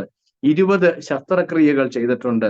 ജീവിതത്തിൽ തകർന്നു അവസാനിച്ചു എന്ന് വിധി എഴുതി മനുഷ്യർ ഉറപ്പിച്ച്, എന്റെ മരണം ഉറപ്പിച്ചു നിന്ന സാഹചര്യങ്ങൾ പലപ്പോഴും എന്റെ ജീവിതത്തിൽ കടന്നു വന്നിട്ടും 1, 2, 3, 4, 5, 10 തവണയല്ല, എത്രയോ തവണ എനിക്ക് ഈ ആശുപത്രികളിലെ തിയേറ്ററുകളും അത്തരത്തിലുള്ള അനുഭവങ്ങളും ICU ഒക്കെ ഒരു നിത്യ അനുഭവങ്ങളായിട്ട് എന്റെ ജീവിതത്തിൽ മാറ്റപ്പെട്ടെങ്കിലും, ഹല്ലേലൂയ, ദൈവനാമ മഹത്വത്തിന് വേണ്ടി പറയട്ടെ, എനിക്കൊരു ഭാവി ഉണ്ടാകത്തില്ല, എനിക്കൊന്നും ഉണ്ടാകത്തില്ല, കുഞ്ഞുങ്ങൾ ഉണ്ടാകത്തില്ല എന്നൊക്കെ വിധി എഴുതിയ സമൂഹത്തിന്റെ നടുവിൽ ഞാന് ഇന്ന് 2 ആൺകുഞ്ഞുങ്ങളുടെ അപ്പനാണ്. എൻ്റെ ഇളയ കുഞ്ഞിന് 1 മാസം പ്രായമാകാൻ പോകുന്നതേ ഉള്ളൂ. ഒരാൺകുഞ്ഞാണ്, മൂത്തതും ആൺകുഞ്ഞാണ്. അവന് 25 മാസം പ്രായം, 2 വയസ്സും 1 മാസവും പ്രായമുള്ള ഒരാൺകുഞ്ഞാണ് എൻ്റെ മൂത്ത കുഞ്ഞ്. അനുഗ്രഹിക്കപ്പെട്ട 2 ആൺകുഞ്ഞുങ്ങളെ കർത്താവ് എനിക്ക് തന്നു. അനുഗ്രഹിക്കപ്പെട്ട കുടുംബജീവിതം ഞങ്ങൾക്ക് തന്നു. ഞങ്ങളെ ദൈവം ആക്കി വെച്ചിരിക്കുന്ന ദേശത്ത് ശക്തമായി കർത്താവിന്റെ വേല ഞങ്ങൾ ചെയ്യുന്നു. അതിലുപരി ദൈവം അയക്കുന്നിടത്തൊക്കെ പോയി അനേകരെ ആത്മാവിൽ ഉറപ്പിക്കുവാൻ കർത്താവ് ഞങ്ങളെ കുടുംബമായിട്ട് ഇന്ന് ഉപയോഗിച്ചു കൊണ്ടിരിക്കുന്നു. സ്തോത്രം. കൃത്രിമക്കാലിന്റെ സാഹചര്യങ്ങളൊക്കെ വരുമ്പോൾ വലിയ പ്രതിസന്ധി എന്റെ മുമ്പിൽ ഉണ്ടായിരുന്നു. ആദ്യം ഈ ജയ്പൂർ ലിംബ് എന്ന് പറയുന്ന നമ്മുടെ നാട്ടിലൊക്കെ അവൈലബിൾ ആയിട്ടുള്ള സാധാരണ കാല്, അത് വളരെ വിലക്കുറഞ്ഞതാണ്. പക്ഷെ അതിൻ്റെതായ വീക്ക്നെസ്സുകളുണ്ട്, വളരെ ബുദ്ധിമുട്ടുള്ള സാഹചര്യങ്ങൾ. അന്വേഷിച്ചപ്പോൾ അന്താരാഷ്ട്ര നിലവാരത്തിലുള്ള ഉന്നത ഗുണനിലവാരമുള്ള നല്ല കാലുകളൊക്കെ ലഭ്യമാണ്. പക്ഷെ ആ കാലിന്റെ ഒക്കെ വില കേൾക്കുമ്പോൾ നമ്മുടെ പ്രാണം പോകുന്ന പോലെ തോന്നും. കാരണം അതുപോലുള്ള സാഹചര്യങ്ങൾ, എത്ര പേർക്ക് അതിനെപ്പറ്റി അറിയാമെന്ന് എനിക്ക് അറിയത്തില്ല, അന്വേഷിച്ചാൽ നിങ്ങൾക്ക് അത് മനസ്സിലാകും. സ്തോത്രം. എന്നാൽ അവിടെ എല്ലാം ദൈവം എന്നോട് കരുണ കാണിച്ചു കേട്ടോ. ഈ കർത്താവിനെ അറിഞ്ഞതുകൊണ്ട് മാത്രമാണ് എനിക്ക് ആ സാഹചര്യത്തിലേക്കൊക്കെ എത്തിപ്പിടിക്കുവാൻ സാധിച്ചത്. ഒരുപാട് പ്രിയപ്പെട്ടവർ, ഒത്തിരി ദൈവമക്കൾ എന്നെ സഹായിച്ചിട്ടുണ്ട് കേട്ടോ. ഇല്ലായ്മയുടെ നടുവിൽ നിന്ന് 100 രൂപ വരെ തന്നിട്ട്, പാസ്റ്ററെ ഞാൻ തന്നത് 100 രൂപയാണെന്ന് ആരോടും പറയല്ലേ, ഞാനാ തന്നതെന്ന് പറയല്ലേ എന്ന് പറഞ്ഞ സഹോദരങ്ങൾ വരെ ഉണ്ട്. സ്തോത്രം. അവരെല്ലാം ഞാൻ നന്ദിയോടെ ഓർക്കുന്നു കേട്ടോ. അനേകരുടെ കരുതലാണ് കർത്താവ് എന്നെ ഇന്ന് നിർത്തിയിരിക്കുന്നത്. സ്തോത്രം. ഇന്ന് ഞാൻ നടന്നു പോകുന്ന കണ്ടാൽ കാലില്ലാത്ത ആളാന്ന് ഒരു കുഞ്ഞിനും തിരിച്ചറിയാൻ പറ്റത്തില്ല. എന്റെ വീട്ടിൽ വരുമ്പോ എന്റെ ഭാര്യയ്ക്ക് അറിയാം, എന്റെ മാതാപിതാക്കൾക്ക് അറിയാം, ഞാൻ ഏറ്റവും ക്ലോസസ്റ്റ് ആയിട്ട് സഹകരിക്കുന്ന പ്രിയപ്പെട്ടവർക്കറിയാം. അതിനപ്പുറം ഞാൻ പറയാതെ ഒരു കുഞ്ഞിനും അത് അറിയാത്ത തരത്തിലുള്ള സാഹചര്യങ്ങളൊക്കെ കർത്താവ് ഇന്ന് തന്നു. ആ കൃത്രിമക്കാല് വെച്ചിട്ടാണ് ഞാൻ ജീവിക്കുന്നത്. ഒരു ദിവസം ഒരു 10-12 മണിക്കൂർ വരെയൊക്കെ ആ കാല് എനിക്ക് വെക്കാൻ പറ്റും. സ്തോത്രം. ബലഹീനനാണ് എങ്കിലും ഞാൻ ശക്തനാണ്. കാരണം എന്നെ ശക്തനാക്കുന്നവൻ മുഖാന്തരം ഞാൻ സകലത്തിലും മതിയായവനാണ്. സ്തോത്രം. ഈ ദേശത്ത് ഞങ്ങളെ കർത്താവ് അത്ഭുതകരമായിട്ട് നടത്തുന്നു, അതിശയകരമായിട്ട് നടത്തുന്നു. പലർക്കും ഞങ്ങളൊരു അത്ഭുതമാണ്, ഞങ്ങളൊരു അതിശയമാണ്. സ്തോത്രം. ഇത്രയേറെ ക്ലേശം വന്നിട്ടും ഇവര് തകർന്നു പോയില്ലല്ലോ എന്ന് സന്തോഷത്തോടെ ഓർക്കുന്നവരും വിഷമത്തോടെ ഓർക്കുന്നവരും ഉണ്ട്. എല്ലാവരെയും ഓർത്ത ദൈവത്തിന് സ്തോത്രം ചെയ്യുന്നു. എന്നെ കേൾക്കുന്ന സഹോദരങ്ങളെ, ദൈവത്തിന് നിങ്ങളെ പറ്റിയുള്ള ഒരു പദ്ധതി, ദൈവത്തിന്റെ ട്രാക്കിൽ നമ്മൾ കൃത്യമായിട്ട് വീണു കഴിഞ്ഞാലുണ്ടല്ലോ, നമ്മൾ വെറും ലോക്കോ പൈലറ്റ്സ് ആണ്. നമ്മളെ നിയന്ത്രിക്കുന്ന ഒരു സ്റ്റേഷൻ മാസ്റ്റർ ആണ് നമ്മുടെ കർത്താവ്. തമ്പുരാന്റെ കരങ്ങളിൽ നാം ഇഴുകിച്ചേർന്ന് ഇരുന്ന് കഴിഞ്ഞാൽ ഏതവസ്ഥയിൽ നിന്നും ദൈവത്തിന്റെ പദ്ധതി പ്രകാരം അവൻ നമ്മെ പുറത്തു കൊണ്ടുവരും. സ്തോത്രം. പൗലോസിന്റെ വാക്ക് കടമെടുത്ത് ഞാൻ എൻ്റെ വാക്കുകൾ അവസാനിപ്പിക്കട്ടെ. സ്തോത്രം. ഹല്ലേലൂയ. ആമേൻ. ആമേൻ. പൗലോസ് പറഞ്ഞ വാക്ക് ഇങ്ങനെയാണ്. ആമേൻ. ആകയാൽ ക്രിസ്തുവിന്റെ ശക്തി എൻ്റെ മേൽ ആവസിക്കേണ്ടതിന് ഞാൻ അതിസന്തോഷത്തോടെ എൻ്റെ ബലഹീനതയിൽ പ്രശംസിക്കും. ഹല്ലേലൂയ. പലപ്പോഴും എൻ്റെ അടുക്കെ ഒരിക്കൽ ഒരു വ്യക്തി പറഞ്ഞു, അദ്ദേഹത്തിന്റെ അറിവ് അങ്ങനെ ആയിരിക്കാം. പുള്ളി എന്നോട് പറഞ്ഞു, പാസ്റ്ററെ, കാര്യമൊക്കെ ശരിയാ, പാസ്റ്റർ നന്നായിട്ട് പ്രസംഗിക്കുകയും നല്ല ശുശ്രൂഷയൊക്കെ ഉണ്ട്, പക്ഷെ ഈ കാല് പോയ കാര്യമൊന്നും ആരോടും പറയരുത്. ഞാൻ ചോദിച്ചു, അതെന്നാ സഹോദര എന്ന് ചോദിച്ചപ്പോൾ പുള്ളി പറഞ്ഞു, അത് ഈ അങ്ങനെ പറയുമ്പോ അത് ദൈവനാമം ദുഷിക്കപ്പെടുമെന്ന് പറഞ്ഞു. സ്തോത്രം.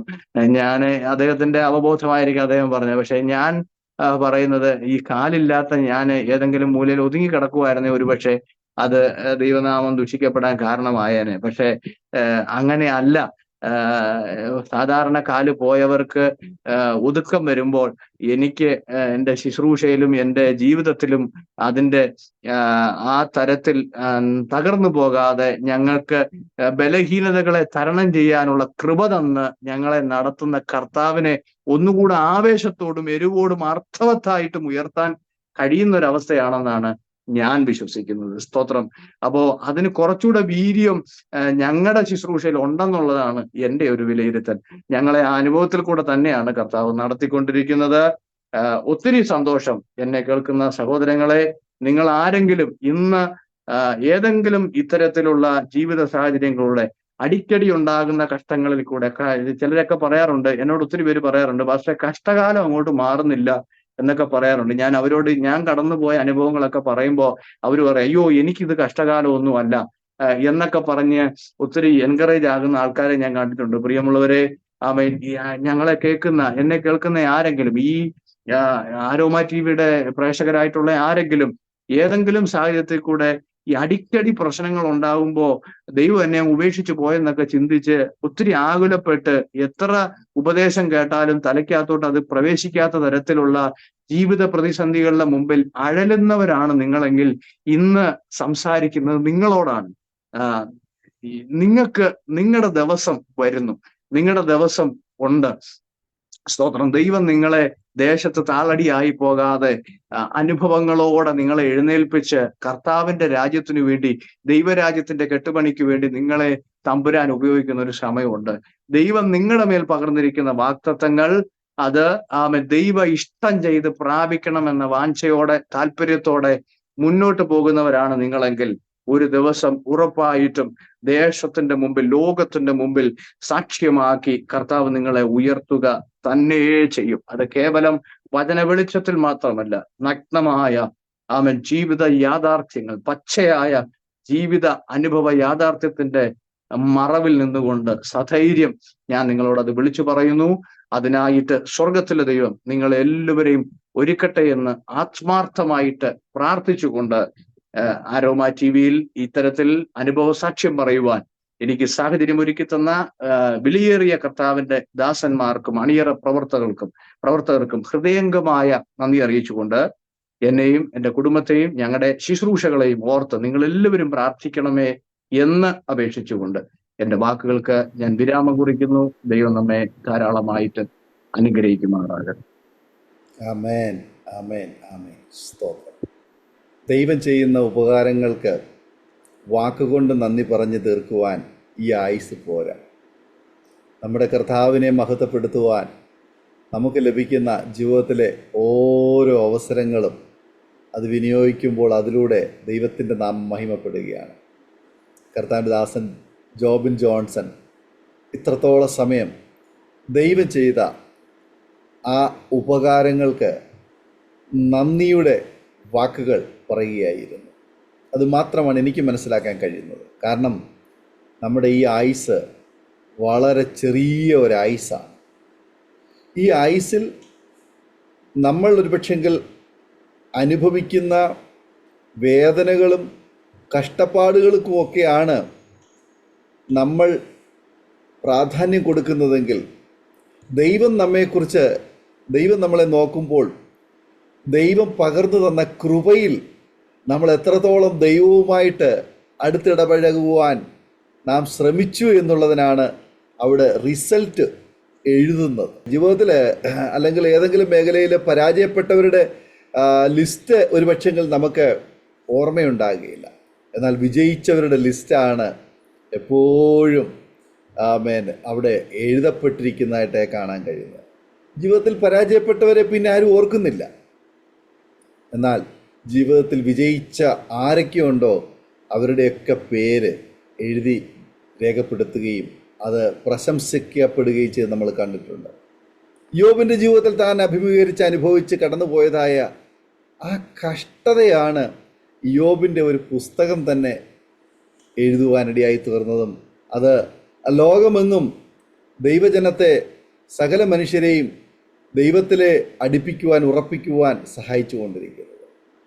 തിരുവെഴുത്തുകളിലൂടെ നാം പരിശോധിക്കുമ്പോൾ നീതിമാൻ്റെ അനർത്ഥങ്ങൾ അസംഖ്യമാകുന്നു എന്നാണ് നമുക്ക് കാണുവാൻ കഴിയുന്നത്. നീതിമാന്മാർ നിലവിളിച്ചു, യഹോവ കേട്ടു, സകല കഷ്ടങ്ങളിൽ നിന്നും അവരെ വിടുവിച്ച ഒരു ദൈവത്തെ നമുക്ക് കാണാൻ കഴിയുന്നു.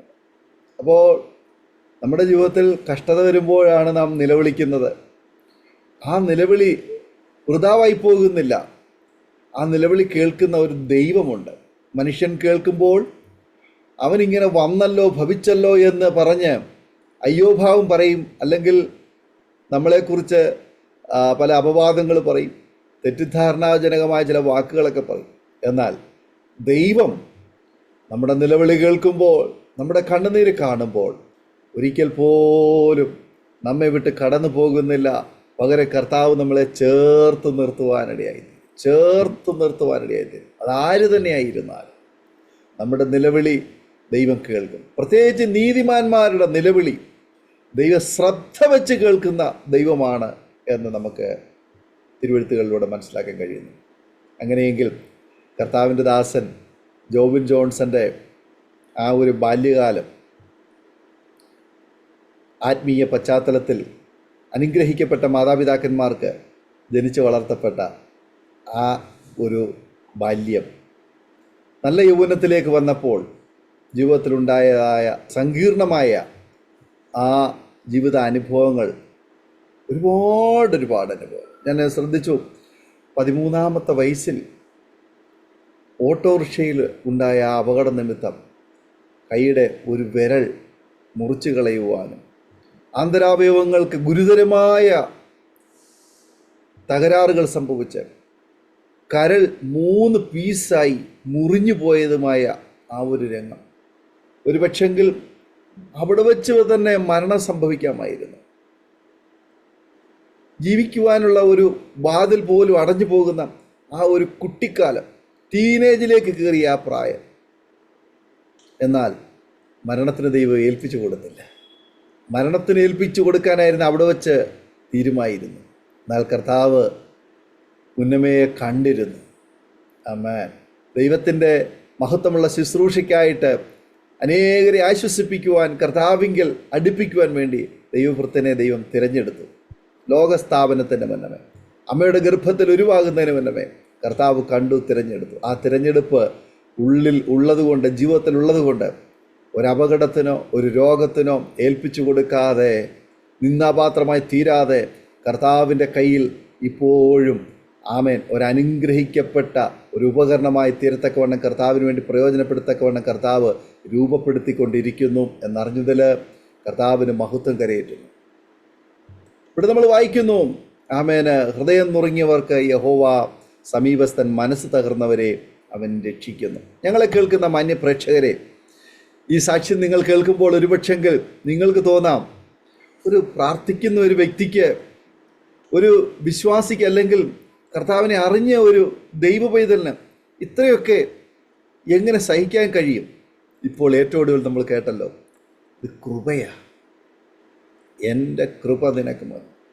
ദൈവദാസൻ ചോദിച്ച ഒരു ചോദ്യം പൗലോസ് അപ്പോസ്തലൻ്റെ ഭാഷയിൽ പറഞ്ഞു. കർത്താവ് ചോദിക്കുക, നിനക്ക് രോഗസൗഖ്യം വേണോ? എൻ്റെ കൃപ വേണം. നിനക്ക് രോഗസൗഖ്യം വേണോ? എൻ്റെ കൃപ വേണോ? ആമേ. പെട്ടെന്ന് കർത്താവ് എൻ്റെ രോഗം ഒന്ന് മാറിയാൽ മതി, ബാക്കി കാര്യങ്ങളൊക്കെ പിന്നീട് നമുക്ക് ചിന്തിക്കാം, അല്ലെ പ്രശ്നമൊക്കെ ഒന്ന് പരിഹരിക്കപ്പെട്ട ബാക്കി കാര്യങ്ങളൊക്കെ പിന്നീടാകട്ടെന്നാണ് ഒരു 99% ആളുകൾ പറയാനുള്ള സാധ്യത. പക്ഷെ പൗലോസ് ഒരുപാട് ആഴത്തിലേക്ക് ചിന്തിച്ചു, മുന്നോട്ട് ചിന്തിച്ചു.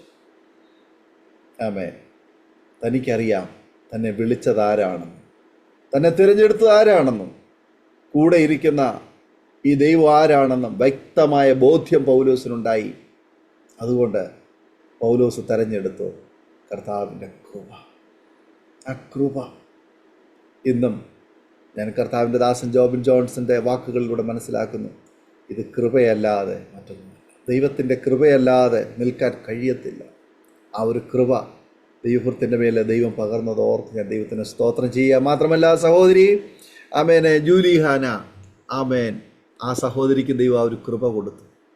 ആമേൻ. ആ ഒരു കൃപയാണ് ഈ കുടുംബത്തെ ഇന്ന് ആമേനെ കർത്താവിൻ്റെ മഹത്വമുള്ള ശുശ്രൂഷയിൽ നിൽക്കുവാൻ ദൈവം സഹായിച്ചു കൊണ്ടിരിക്കുന്നത്. അനേകർക്ക് ആശ്വാസമായി തീരുവാൻ ദൈവം ഈ കുടുംബത്തെ ഉപയോഗിച്ചു കൊണ്ടിരിക്കുന്നു എന്നറിയുവാനിടയായി തീർന്നതിൽ കർത്താവിന് നന്ദി പറയുന്നു.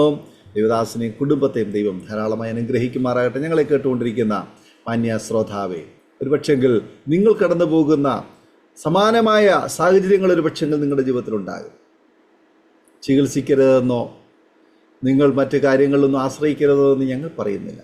പക്ഷെങ്കിൽ അതിനേക്കാൾ ഉപരിയായി ദൈവത്തിൻ്റെ കൃപ നിങ്ങൾക്ക് മതിയായതാണ് എന്ന് മാത്രമേ ഞങ്ങൾക്കിവിടെ പറയുവാൻ തക്കവണ്ണം കഴിയുകയുള്ളൂ. നിങ്ങൾ ദൈവത്തിൽ ആശ്രയിക്കൂ. ദൈവത്തിൻ്റെ കരത്തിൻ്റെ സ്പർശനം തിരിച്ചറിയൂ. കർത്താവിൻ്റെ ശബ്ദത്തിൻ്റെ മുൻപാകെ നിങ്ങൾ ഏൽപ്പിച്ചു കൊടുക്കൂ. യേശുവിന് നിങ്ങളെ സൗഖ്യമാക്കുവാൻ കഴിയും. മരിച്ചവരെ ഉയർപ്പിക്കുവാൻ യേശുവിന് കഴിയും. ദൈവത്തിന് അസാധ്യമായിട്ടൊരു കാര്യമില്ല. അസാധ്യങ്ങളെ സാധ്യമാക്കുന്ന, നിർജീവമായ അവസ്ഥയിൽ നിന്ന് നമ്മെ ജീവിപ്പിക്കുവാൻ കഴിയുന്ന, അഹരോൻ്റെ വടിയെ തളിർക്കുമാറാക്കുന്ന, അത്ഭുതങ്ങൾ ചെയ്യുന്ന ഒരു ദൈവമാണ് നമ്മുടെ ദൈവം. ആകയാൽ തീർച്ചയായിട്ടും ഈ ദൈവം നിങ്ങളെ സഹായിക്കുന്നത് കാണുവാൻ, കേൾക്കുവാൻ ഞങ്ങളും ആഗ്രഹിക്കുന്നു. ഒരു നിമിഷം കണ്ണുകളെ അടയ്ക്കാം, ഹൃദയങ്ങളെ ഏകാഗ്രമാക്കാം. നമുക്കൊരുമിച്ച് പ്രാർത്ഥിക്കാം.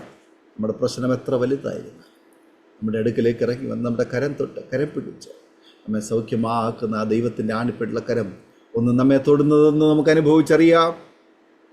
ആ ഉയർത്തപ്പെട്ട ആ ക്രൂശിൽ ആമേന് കർത്താവിൻ്റെ കരങ്ങൾ ആമേൻ നമുക്ക് വേണ്ടി വിരിക്കപ്പെട്ട് ആ കരത്തിൽ നിന്ന്, ആ ശിരസിൽ നിന്ന്, ആ ഹൃദയത്തിൽ നിന്ന് തുള്ളി തുള്ളിയായി ഇറ്റിറ്റ് വീഴുന്ന ആ തങ്കച്ചോര, ആ തിരുരക്തം നമ്മുടെ മുറിവുകളിലേക്ക്, നമ്മുടെ ശിരസിലേക്ക്, നമ്മുടെ രോഗം ബാധിച്ചിരിക്കുന്ന വിഷയത്തിലേക്ക്, ഭാഗത്തേക്ക്, നമ്മുടെ പ്രശ്നത്തിലേക്ക്, നമ്മുടെ കുടുംബത്തിലേക്ക്, നമ്മുടെ തലമുറകളുടെ മേൽ ആമേൻ ഒരു തുള്ളി വീഴട്ടെ. ആമേൻ. അത് എവിടെ വീഴുന്നോ അവിടെ അത്ഭുതങ്ങൾ ആമേൻ നടക്കും. സ്തോത്രം. യേശുവേ, ഞാൻ എന്നെ അങ്ങയുടെ കരങ്ങളിലേക്ക് ഭരമേൽപ്പിക്കുന്നു എന്ന് നമുക്കൊരു നിമിഷം പ്രാർത്ഥിക്കാം. ഞങ്ങളെ കേൾക്കുന്ന മാന്യ പ്രേക്ഷകരെ കണ്ണുനീരോടെ കരഞ്ഞ് ഒരു നിമിഷം ആ കുരിശിൻ്റെ ചുവട്ടിൽ യേശുവിൻ്റെ പാദപിടത്തെങ്കിൽ ആമേൻ നിങ്ങളെ ഒന്ന് ഭരമേൽപ്പിച്ച് പ്രാർത്ഥിച്ചുകൊണ്ടിരിക്കുമ്പോൾ നമുക്ക് വേണ്ടി കർത്താവിൻ്റെ അനുഗ്രഹിക്കപ്പെട്ട ദാസൻ പാസ്റ്റർ ജോബിൻ ജോൺസൺ ഒരു വാക്കിൽ പ്രാർത്ഥനയിൽ സഹായിക്കും. പ്രാർത്ഥിക്കും. കരുണാസമ്പന്നനായ ഞങ്ങളുടെ ദൈവമേ, സ്വർഗസ്ഥ പിതാവേ, അവിടുത്തെ പ്രിയപുത്രനായ യേശു ക്രിസ്തുവിന്റെ നാമത്തിൽ ഞങ്ങൾ അങ്ങയുടെ പൊന്ന് പാദപീഠത്തെങ്കിലേക്ക് ഈ പ്രഭാതത്തിൽ അടുത്ത് വരുന്നു. കർത്താവേ, ആരോമ ടിവിയുടെ പ്രേക്ഷകരായിട്ട് ഇന്ന് ഞങ്ങളെ ശ്രദ്ധിക്കുന്ന എല്ലാ പ്രിയപ്പെട്ടവരെയും യേശു ക്രിസ്തുവിന്റെ നാമത്തിൽ ഞങ്ങൾ അനുഗ്രഹിച്ച് പ്രാർത്ഥിക്കുന്നു. കർത്താവേ, കേട്ട അനുഭവങ്ങളുടെ വെളിച്ചത്തിൽ ജീവിതത്തിന്റെ ഭാരങ്ങളിൽ കൂടെ, പ്രയാസങ്ങളിൽ കൂടെ, മറ്റാരോടും പറയുവാൻ കഴിയാത്ത സാഹചര്യങ്ങളിൽ കൂടെയൊക്കെ കടന്നു പോകുന്ന അനേകർ ഞങ്ങളെ ശ്രദ്ധിക്കുന്നുണ്ടല്ലോ. അവർക്ക് വേണ്ടി ഞങ്ങൾ പ്രാർത്ഥിക്കുന്നു. കർത്താവേ, സ്വർഗീയ ആശ്വാസം അവരുടെ ഉള്ളങ്ങളിൽ പകരുമാറാകണമേ. എൻ്റെ സമാധാനം ഞാൻ നിങ്ങൾക്ക് തരുന്നു എന്ന് പറഞ്ഞ കർത്താവേ, ലോകത്തിൽ മറ്റാരും കൊടുക്കുന്ന സമാധാനമല്ല, മറ്റാരാലും ലഭിക്കുന്ന സമാധാനമല്ല, യേശുവിൻ്റെ സമാധാനം ആ ഉള്ളങ്ങളിൽ വാഴുമാറാകട്ടെ. കർത്താവേ, പ്രയാസങ്ങളിൽ കൂടെ, രോഗങ്ങളിൽ കൂടെ, ഭാരങ്ങളിൽ കൂടെ, കടഭാരങ്ങളിൽ കൂടെ, മറ്റു ജീവിത പ്രതിസന്ധികളിൽ കൂടെ കടന്നു പോകുന്ന ആരെങ്കിലും ഞങ്ങളെ ശ്രദ്ധിക്കുന്നുണ്ടെങ്കിൽ കർത്താവേ, വിശ്വാസത്തോടുകൂടി അവരായിരിക്കുന്നുവെങ്കിൽ അവരുടെ ജീവിതത്തിൽ ഞങ്ങൾ ഈ പ്രാർത്ഥിക്കുന്ന നിമിഷം തന്നെ ഒരു ദൈവിക വിടുതൽ നടക്കേണ്ടതിനായിട്ട് പ്രാർത്ഥിക്കുന്നു. കർത്താവേ, ഒരു സ്വർഗീയ ഇടപെടൽ അവരുടെ ജീവിതത്തിൽ ഉണ്ടാകേണ്ടതിനായിട്ട് പ്രാർത്ഥിക്കുന്നു. മനുഷ്യരാൽ അല്ല, ദൈവത്താൽ അത് സംഭവിക്കുവാൻ ആത്മാവിൽ ഞങ്ങൾ പ്രാർത്ഥിക്കുന്നു. കർത്താവെ, ആരോമ ടിവിയുടെ എല്ലാ പ്രേക്ഷകരെയും യേശുവിന്റെ നാമത്തിൽ അനുഗ്രഹിച്ച് പ്രാർത്ഥിക്കുന്നു.